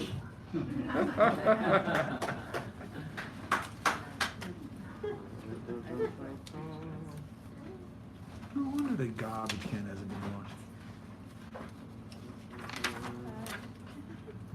Let the rope go slack, it will pull you up the mountain. Snake circles into a hoop and holler. What was a dry wash has become a raging stream, powerful enough to move autos. Western mountains are talking. Heat sinks are rising. Humans are making more death valleys. Birds of altitude can only rise so far. Then they vanish from that neighborhood. The bean counters sell you assurance. Insurance, same difference. They're afraid you'll grasp the concept of parameters. Is that my bell? Yeah, like half a minute. Half a minute? Okay. This is going to go up. I can't tell. Okay. The sunshine and the storm. Members of the chorus come and go. Arrive in section, get direction. Don't murmur, lose the focus, as if the teacher's words were hocus pocus. Members of the chorus come and go. It's the leader who's the undertow. Thank you. Thank you. David Anthony, a truly wonderful performer whose memory and lyrics live on, even though I don't.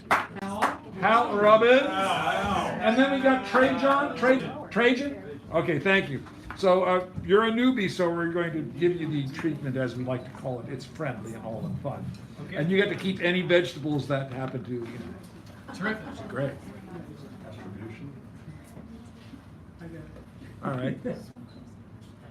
I read this one once before, but the author, one Alaric Alexander Watts, considered himself to be a cadet poet. So perhaps this is on the theme. He was a newspaper man, and he wrote this poem in 1841 to fill some space in the paper. Each line of the poem begins with a different letter of the alphabet, and each line in the poem, every word is that letter, begins with that letter. The Siege of Belgrade, by Alaric Alexander Watts. An Austrian army awfully arrayed, boldly by battery besieged Belgrade. Cossack commanders cannonading come, dealing destruction's devastating doom. Every endeavor engineers essay, for fame, for fortune, fighting furious fray. General gainst general grapples, gracious God, how honors heaven heroic hardihood. Infuriate, indiscriminate in ill, jackbooted.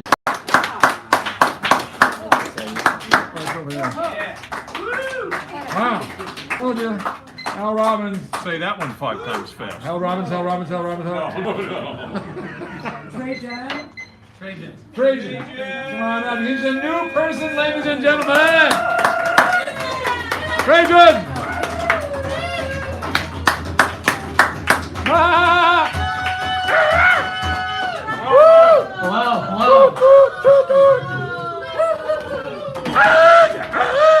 All right. Well, I appreciate the creative sounds that I'm hearing. I love it. Yeah, well, there, you know, Yeah.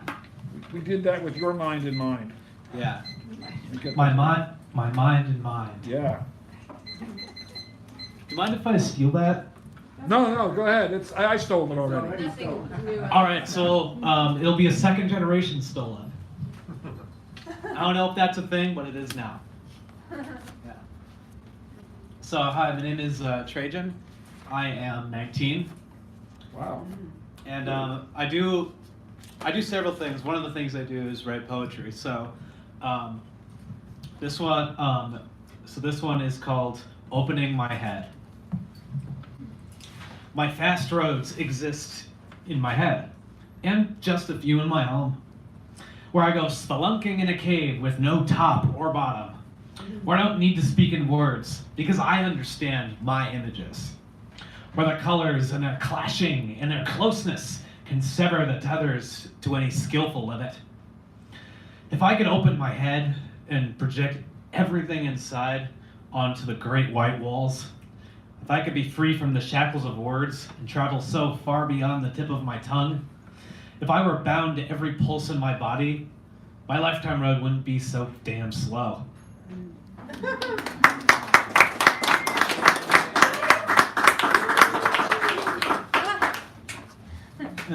This next one is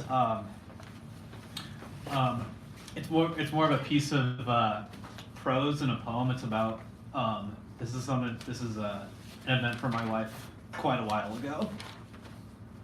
If I can find it. So I just recently I learned a phrase that I'm going to use now. You ever get a moment where you read a word and then later on you hear it out loud and you realize you've been saying it wrong? Your whole life. Yeah. So I've been wondering, that happens a lot to me. For example, like before I came to SF, I thought that Daly City was pronounced Dolly City, like Dolly Parton. Oh. And so as soon as I said Dolly City out loud, somebody was very quick to correct me. So I just found out the phrase that people use for that. They call it a book accent. Oh, cool. When you read something in your head, but you never hear it out loud, and when you do, it turns out you've been saying it wrong. Like I've been looking at it was great because like I've been looking for the word for that for years, and now I've got one. So like, yeah. So this happened in about 2006 in New York. The moisture thickens into a blanket as the sun shines through the thin, omnipresent clouds. The wedding party is a loud and lively carnival. High spirits, the elegant horns of the big band swing, blooming through the mobile speakers, mixing with the pop, pop, pop of the champagne glasses, going high and into the air. As the adults mingle with each other and talk about life and what has come before and not bothering to speculate on what might come after because they know what it will be. Another gathering about a year or so later where they repeat the same thing. I'm watching all of this from the other side of the yard, the feeling of the familiar tightness of a swing around my legs. My cousin Jillian is watching the wedding party with me as she pushes me higher and higher into the air. The swing is heating me high, but the joy that we share through this playing throws me even higher. Occasionally, we see our parents across at the wedding party talking to their cousins, exchanging pleasantries, and then I wonder for a second if they look at us and remember their lives. Thank you. Thank you. Live memories.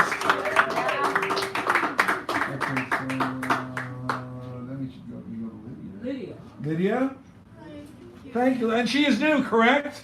Yeah. Okay, new person, ladies and gentlemen. Woo-hoo! I think that's Lydia up there. No, it can't be Lydia. I think it's Lydia. That's Lydia. Woohoo! Ah! He's Might as done. well keep it up, you know. Come on, people. Wake it up out there. She's a serious poet. Thank you for coming here. Thank you. All right. This poem is called The Apricot Tree. The Apricot Tree. In the garden, in the white plastic chair beneath the remains of the apricot tree, I look at the little green growths, a few scattered along the dry, brittle branches about to break off. Even with the tree in such a state, there remains some strange hope for a harvest, like the one we had 11 summers ago, when the little tree was overflowing with fruit and we made 100 jars of apricot jam. Here I think of you, who I've so often tried to banish. Here in the garden, I'm free to think of anything, even what I shouldn't, and I think freely of my desire for you. The last time I saw you, you weren't quite a solid, existing thing. You seemed to move in and out, like someone near to death but not yet gone. I could barely stand to touch you, how afraid I was my hand would go right through. How unreal things become the moment they become memory. Do I believe in the overflowing apricot tree? Or in the way you once kissed me? Only as I believe in what I've read. Only as much as the living can believe in the dead. Thank you. And this poem is about somewhere in San Francisco, so I thought that I would read it here. It's called Sutro Baths. On Ocean Beach, tired and suddenly sad, I watch her run in the sand. For a long time, I lie motionless, watching the sea move back and forth. All I got from years of living by the beach was a false familiarity with the ocean. Was a false familiarity with the unending and incomprehensible ocean. We walked to what was once a public swimming pool. Redwoods in the hill and the rocky cliffs of a San Francisco beach. Between them, the ruins of a swimming pool from 1895. I look at the lake within the sea, the trees on the hills, the structure collapsed and withered away. And in me is an unbearable awareness of death, of being small and crushed between the eternities that precede and follow me. Tomorrow I'll remember San Francisco only as though I dreamed it. I'll write in my journal about the misty beauty of this April day, when we came to visit the ruins of 1895. Fragments left as monuments to the memory of a time lost to time, as all time eventually is. Thank you. Thank you. Lydia, wonderful.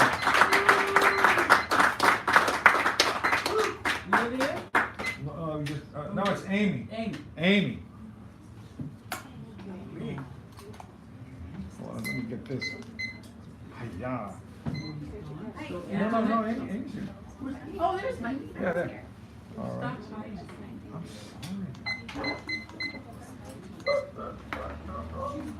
Give her a round of applause, please. And Antoinette is next, just so we know, and focus in there perfectly. There you are. Great. Yes. Okay. Hi. Hello. Okay. I'm gonna start with a haiku. Let go. Sisyphus wonders, what if I let the rock go? 9 fingers unglued. This is called Origin Story. The heart bore the small intestine, the hollowed lines intertwined and festered, a cold foot caught in the stubble of lazy summer calves, encased in sheets of rosy twilight, and yet she slips through the floorboards, a stranger in the other room, like a crumpled paper chain of foiled gum wrappers, unnoticed and unraveled. The scent of stale spearmint and mothballs, seeping under cracked doors and broken book jackets, like the history of Julius Caesar, bound gold and red, no larger than a silver dollar, red with a magnifying glass tied up with string, the loosest ends in perfect bows. It's better to lose a lover than wavering faith, dwelling in the cosmos, the boundless, between electrons holding us together, an arm, a leg, a pinky toe, a knee, jabbing the small intestine, and you sleep, coiled in the thread count of not knowing the expanse between two people will never grow closed.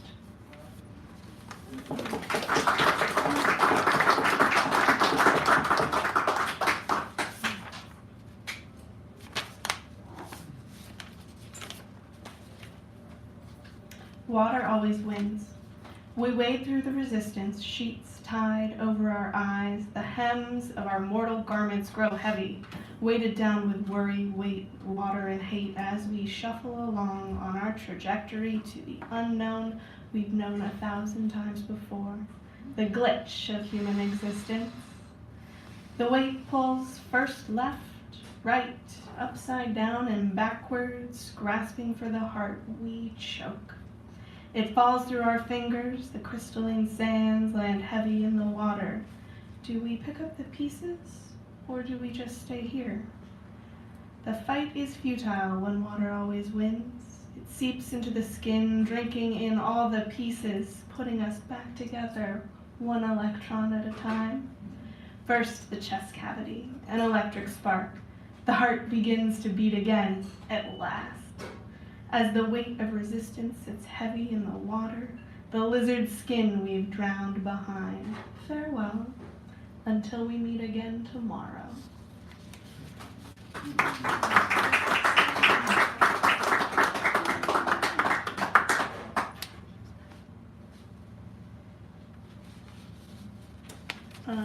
Okay, this is a poem about cave paintings in Peshmerga, the south of France, which is such a strange thing to go to. They only let in like 40 people at a time and maybe like 200 people a day, and so you get to go into this amazing little sacred space, but you get 45 seconds to look at each painting. So, 5 fingers. There is no word for the sound of crushed umber, swished through saliva, wrapped round the tongue, blown through pursed lips.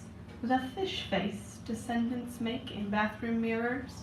It is an art to operate the body as air brush, a small ghostly hand, smooth against the cathedral wall, another word born into existence. There are no walls in the endless cavern of man. An exhale. Paint splatters between your fingers, held on the rock, red cracks around your nails, dry. There you are, splayed across sediment, 5 fingers for future ghosts to wonder, who was here?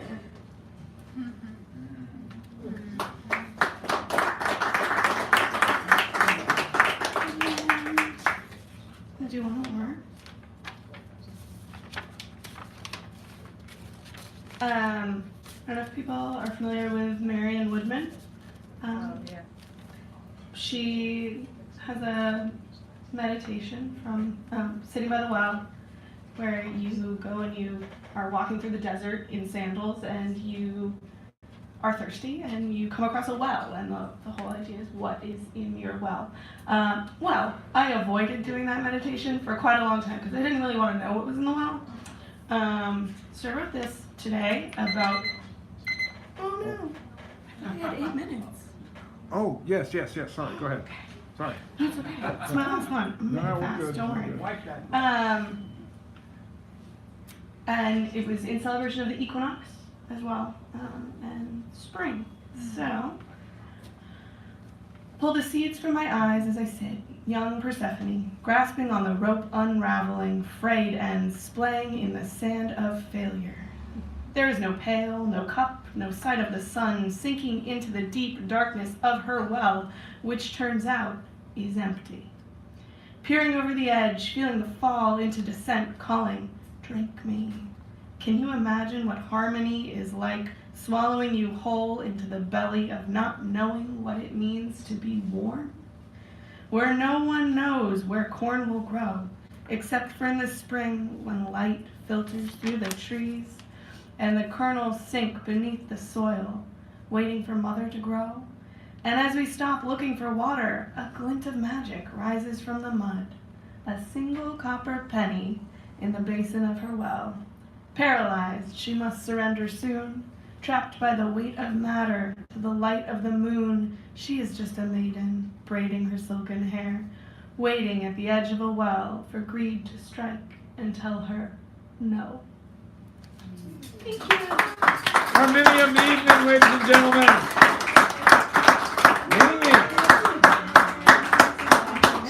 I set the clock for the wrong time. I'm apologizing for that.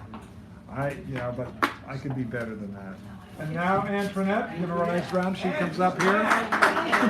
One of the people responsible for this little anthology of Sacred Clowns thing. So. Oh, today's the Persian New Year. So happy Persian New Year to Persians. Yes.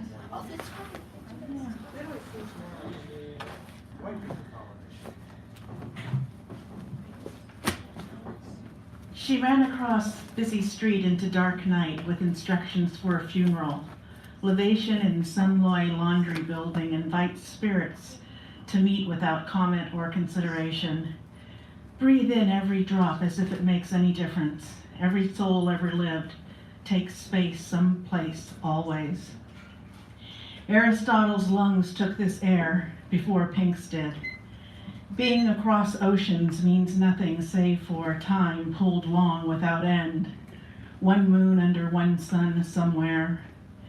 Strangers no longer eating paella at Main Square. Colombian tells of cold nights where tortured ghosts sit steps away.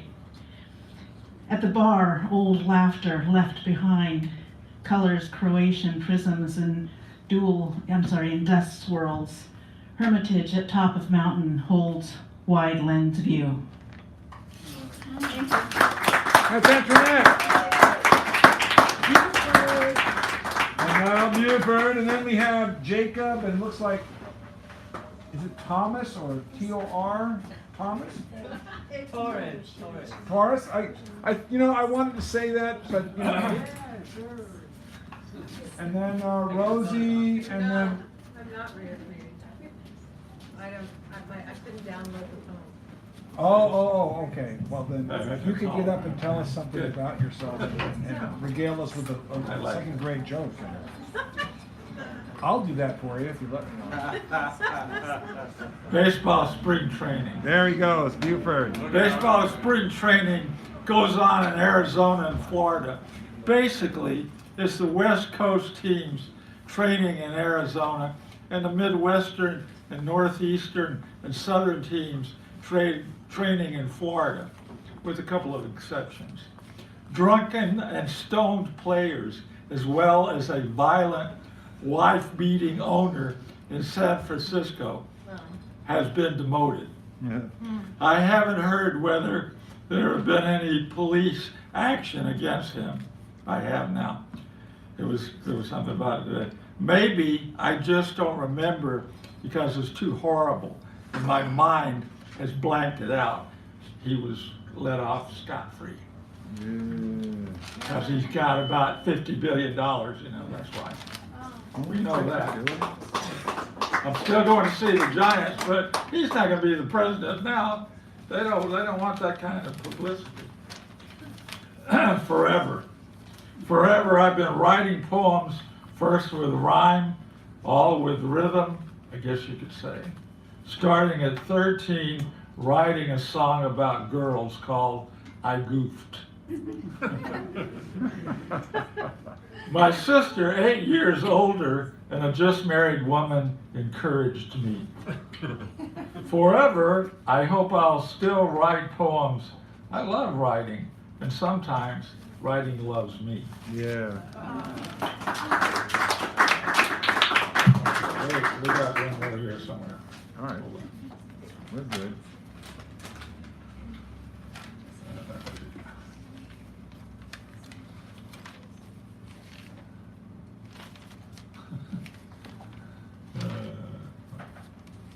It's hard to find one.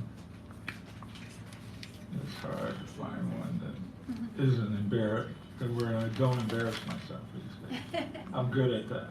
Government, run by the worst president ever, who followed one of, if not the very best president the U.S. plods on. While the current president is maybe the worst, the United States has great citizens who struggle with survival daily. On the home front, I'm listening to something here, I can't remember now. Steve Perry, oh, it's Steve Perry's song. Because he's a San Francisco guy, that's why I said it. He's singing his heart out. The government hangs in there. I hope not for a second term. Okay. One more about, I teach, at 69 years old, I teach kids with autism and developmental delay, so this is about them. A group of kids, 8 exactly, filled our classroom, autistic and developmentally disabled. I tried to help one of my main students from biting his hand. The rest of the 3 teachers' aides and I guarded the doors of the gym to keep kids there. I bounced a medium-sized playground ball to an autistic boy, who sometimes bounced it back to me, sometimes away from me, that required my retrieving. Ingrid Bunton.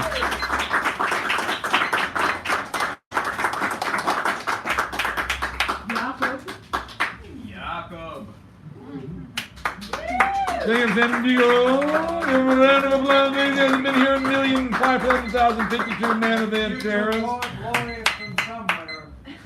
Or soon will have been. I don't know about that. But No, it's true. I put your name in the box.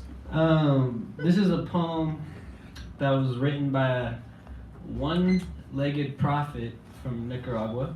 His name is John Oliver. And he survives by reading poems for either food, or he sells his books for money, and he just lives like that. He's a good guy. A poetic brother of mine. And this is called Mosquito, Sumo, Rama, Creo, and Garfuna. And why they treat us so bad? Or why they doing us so? Can't they see we are humans? Not because we are indigenous. Now it had been a long time ago since we have been oppressed. So now it's time, brothers and sisters, to get out of distress. Look at my little Atlantic coast with so many people. Don't even know where they are coming from, much less where they are going. Now those are rivers of poverty that runs through our veins, and if we keep on waiting on better, we're going to wait for the rest of our lives. Mosquito, Sumo, and Rama, Creo, and Garfuna. This is no political problem, it's just indigenous rights. The greatest weapon that can be used to eliminate us on the coast is our self-separation. So that's why we must organize and fight to stand up strong for our fight. So please, let us all unite. Maybe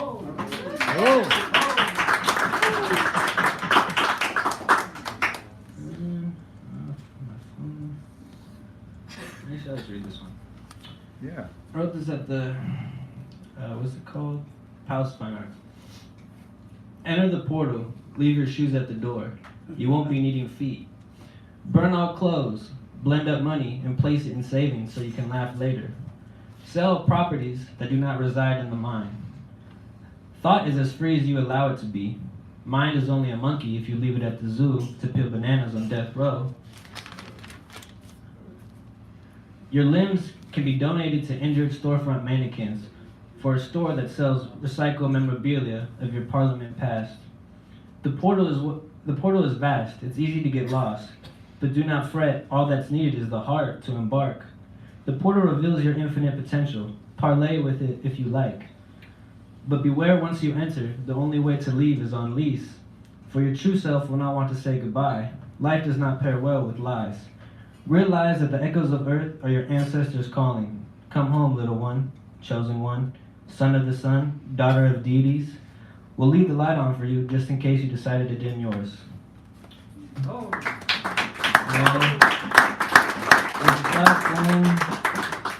Is the G, yeah. We'll do this. Kill the messenger.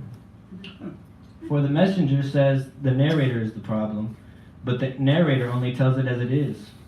Your beef is with the narrator when it should be with the plot line.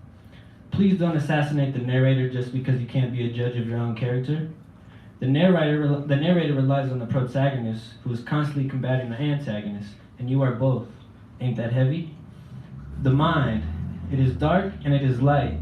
It is the battle of wrong and right. Do you subscribe to peace or do you fight? The shackles of oppression begin with self. We listen to the lies and act against our beliefs, turning on our own. The mind is the strongest tool, but it will need maintenance until further notice if you're not guarded and do not filter out the shit that they are feeding us. Organic fruits don't lead to organic thought, just like Rolexes don't lead to infinite time. Life is just a commitment to self-discovery. We are all foolish philosophers subscribing to our own theories, going to war over perception when we have yet to look at ourselves through our own lens. A hate street kid once told me, shh, listen more than you speak, for the earth's inheritance will go to the meek. Thank you. Jacob San Diego. And now chorus. Chorus. And who is new? This is her first time here, so.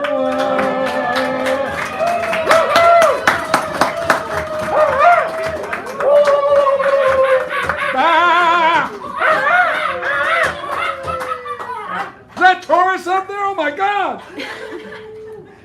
Hi, hello everyone. I don't Welcome. really have names for any of these, but yeah. God, you've made me perfect, but sometimes life just doesn't seem worth it. Then you come around and prove to me that it has a purpose, to learn and grow, to shine and show. And I know sometimes it's hard to see, but you have made me who I'm supposed to be. God, you made me perfect. I have doubts and fears, but you are always here, very near. My heart hurts often, and it's hard to see. Then there you are to clear my vision for me, showing me all of life's beauty. God, you made me perfect, but is it really worth it, putting up with all this bullshit? I really just want to quit, but then you bring me on a path, not one that makes me think about the past, only one moment that matters now. A beautiful earth that will never bring us down. God has made us perfect. He has shown us a life that is worth it. Be yourself because God made you perfect. Okay.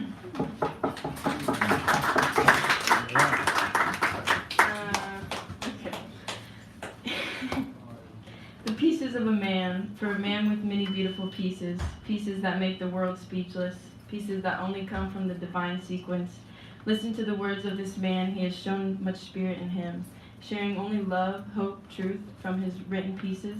This man is full of lively secrets and always leaves your heart dreaming, a euphoric kind of feeling.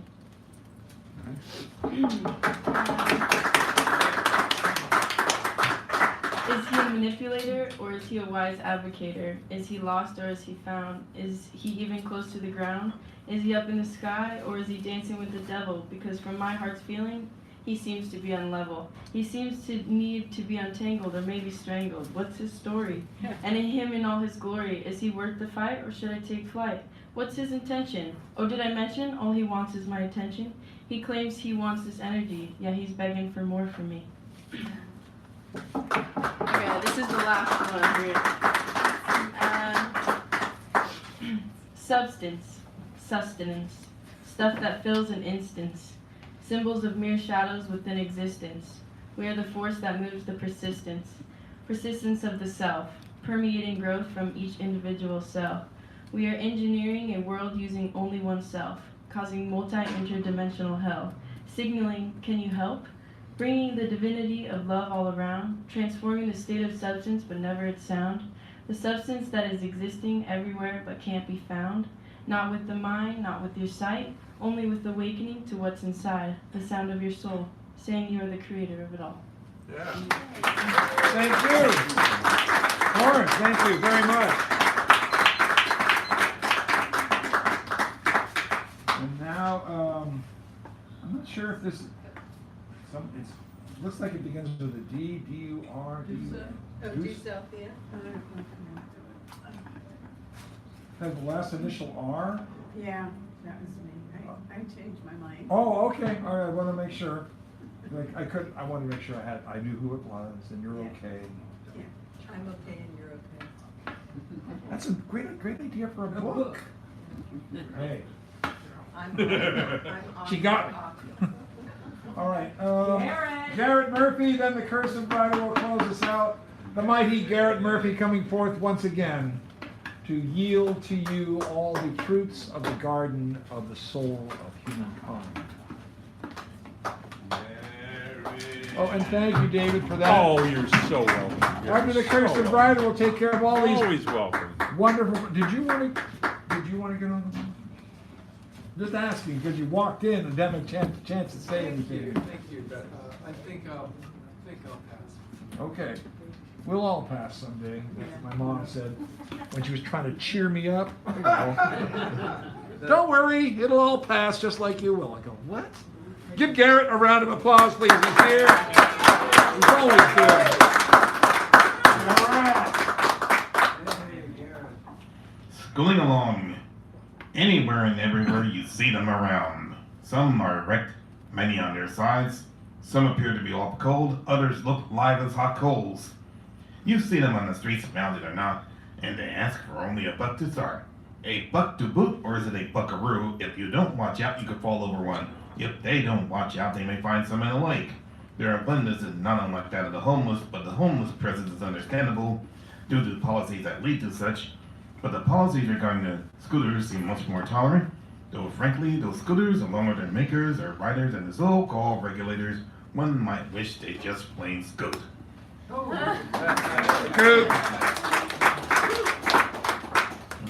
The continuing story of Marked Up Mark. This is a tale of a silly child man, a legend in his own non-existent mind, somehow slithered his way to a House of Congress. His official name is one Mark Meadows, but we can refer to him as Marked Up Mark, not to be confused with the performer Marky Mark or the Mark's Meadow in Golden Gate Park. On the 27th of February of 2019, whilst trivially trying to disclaim a chump's bigotry, Marked Up Mark came up with a rare idea. Just summon his pet black Lynn Patton to sit up girl, and stand as an example, silent as compliant as a black woman should, that the chump can't possibly be a bigot. After all, she works for his administration and even gets an extra helping of dog chow. But another member of the House of Congress, the infinitely more competent Rashida Tlaib, a black woman who's nobody's lapdog or pet, replied that Marked Up Mark's scheme to disclaim the racist is itself an act of racist. That's when Marked Up Mark falls all to pieces. He whines in his fist that he's nobody's racist, despite a long history of displaying that he is, and runs to the committee chair to strike down Tlaib. For you see, the House has an archaic rule, the rules of decorum, that goes as follows. Members of the House are not to make comments affecting the rights, reputation, and conduct of members. In other words, as long as they are on the floor in Congress or in their hearing rooms, they are immune from libel laws in the congressional building. Such service can be very obvious. So Congresswoman Tlaib had no choice but to apologize to Marked Up Mark and reassure him she hadn't meant to call him racist. But of course, we've seen and heard this before. The person of color has to apologize for calling an act of racist privilege. Well, an act of racist privilege. No kids shouting lack of emperor's clothing allowed. And as if that wasn't queasy enough, Marked Up Mark orchestrates a coup de grace of a kumbaya moment, a hug between himself and the hapless Tlaib. Yet, thanks to the archaic rules of decorum, the natural order prevails once more. And so goes the story on Marked Up Mark.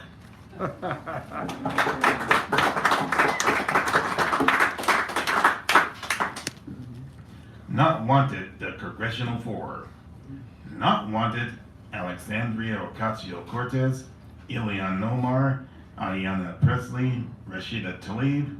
Not wanted for the following offenses: progressive viewpoints, socialist tendencies, believing in equal opportunity, believing in speaking one's mind, refusing to stay in their place, refusing to get with the program, refusing to be happy doormats, being willing to upset the carts, to make waves, being women of color, being proud of being women, being proud of being that color, being proud of their identity, being anti-fascist, calling a spade and the chump a chump, being Being?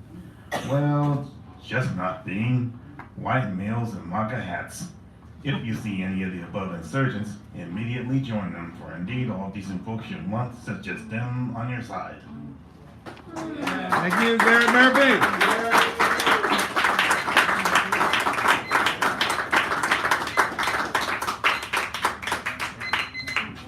The last words, cursive writer. The cursive writer coming forward. Then we'll take care of these fancy prizes, door prizes as you might call them, as I call them, which is why we call them door prizes.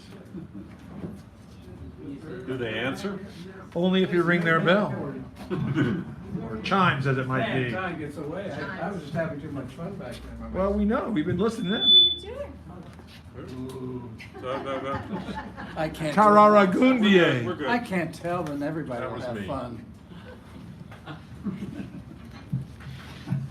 There we go. All right, That's what I say. all right, Federal Bureau of Caucasian Affairs. Yes, it's true. This is if the shoe were on the other foot. Oh. The Federal Bureau of Caucasian Affairs issued a ruling that Caucasians were not allowed to grow hemp.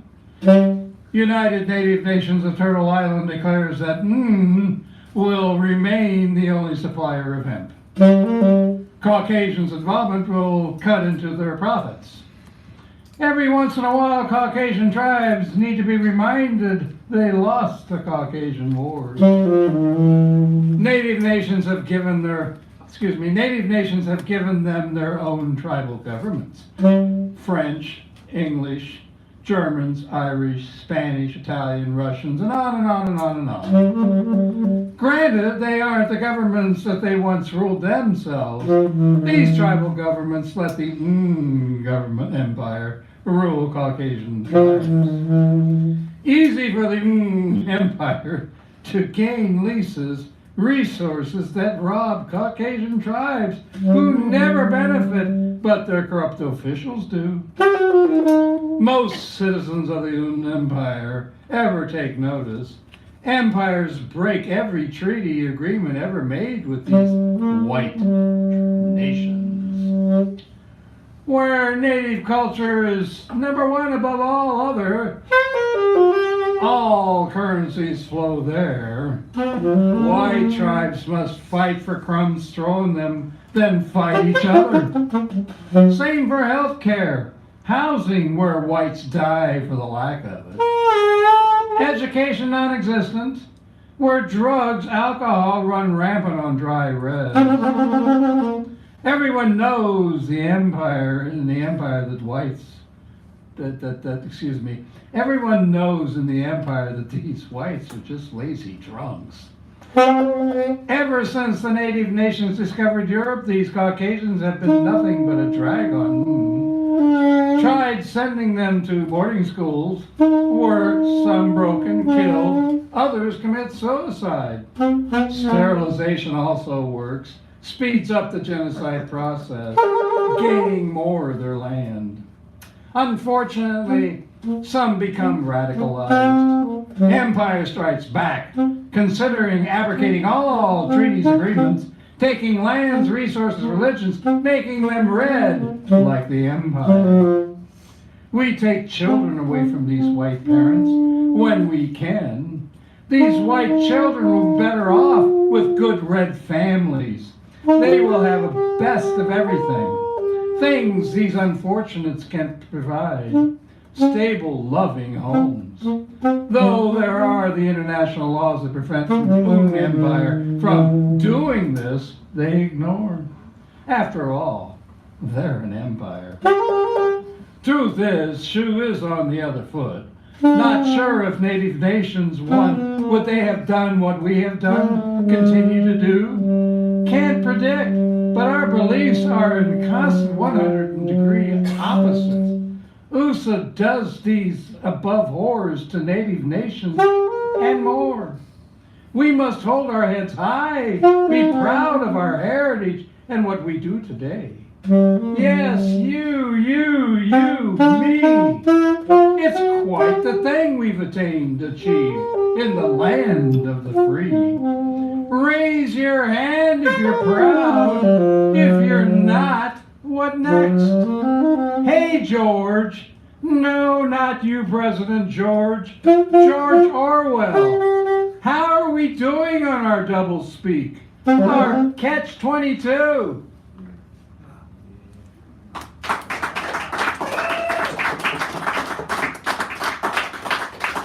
All right, more than just boy bands. Heard some say that the 60s was about boy bands. While true, a cultural shift happened.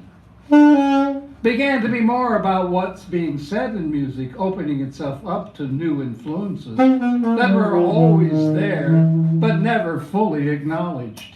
Recognition of black Latin influences in this rock, soul, jazz, funk, outlaw, country explosion, all influencing each other.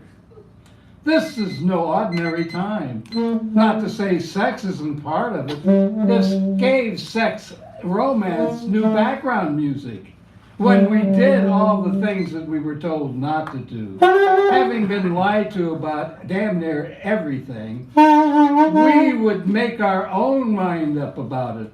From drugs, sex, to cultural, political upheaval that's still with us today. Rock and roll didn't start it, but it is the child of the blues country that became more as it progressed.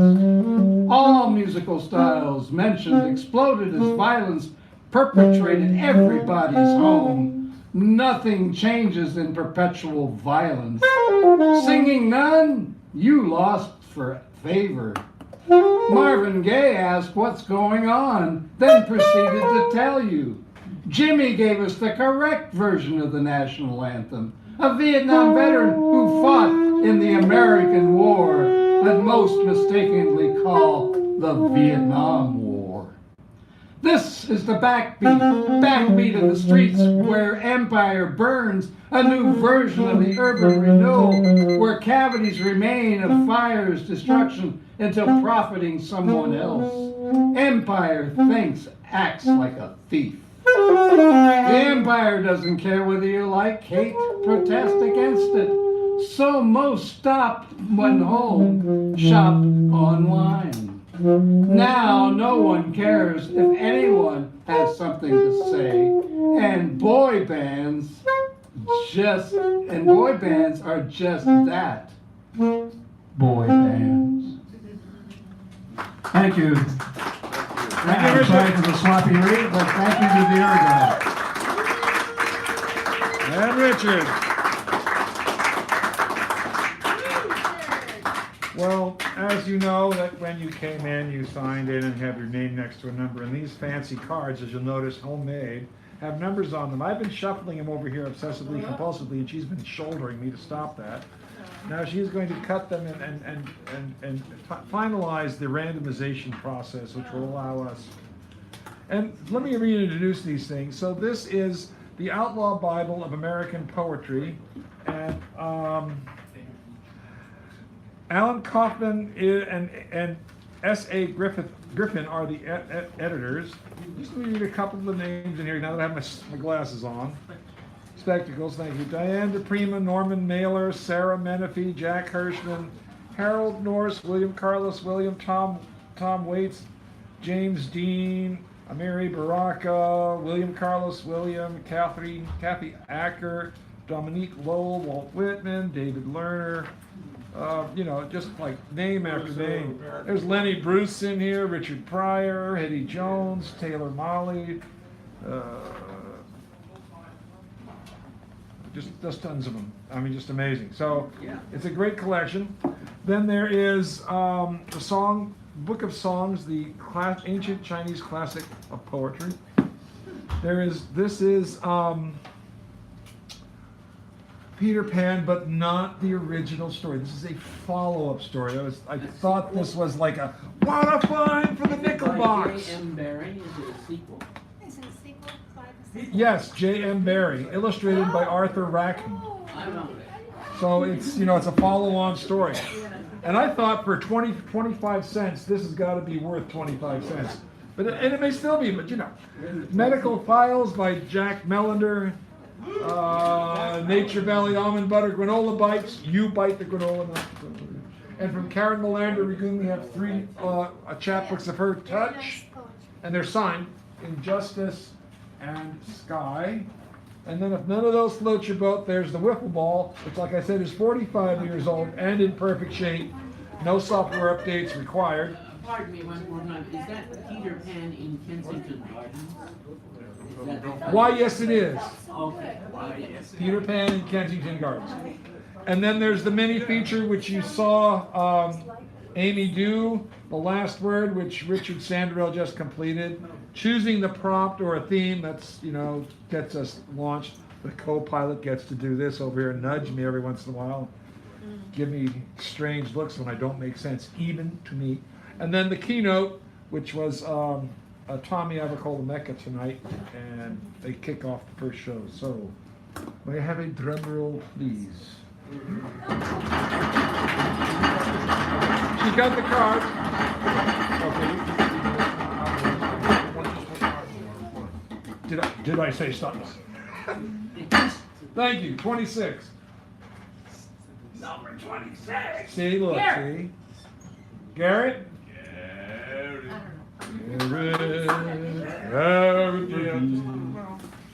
Well, hello. It's been reconnecting for a while, but I'm assuming it's still going. No, it was going. It's yeah. What just happened is it jumped. Let me see. It jumped over to Teddy's modem. Oh, did it? This thing was running out of power, and Oh, that's what happened. I was saying it looked Now I like it was understand. low. So what? It's a backup. Worked nice. What suits your pleasure? Reconnecting.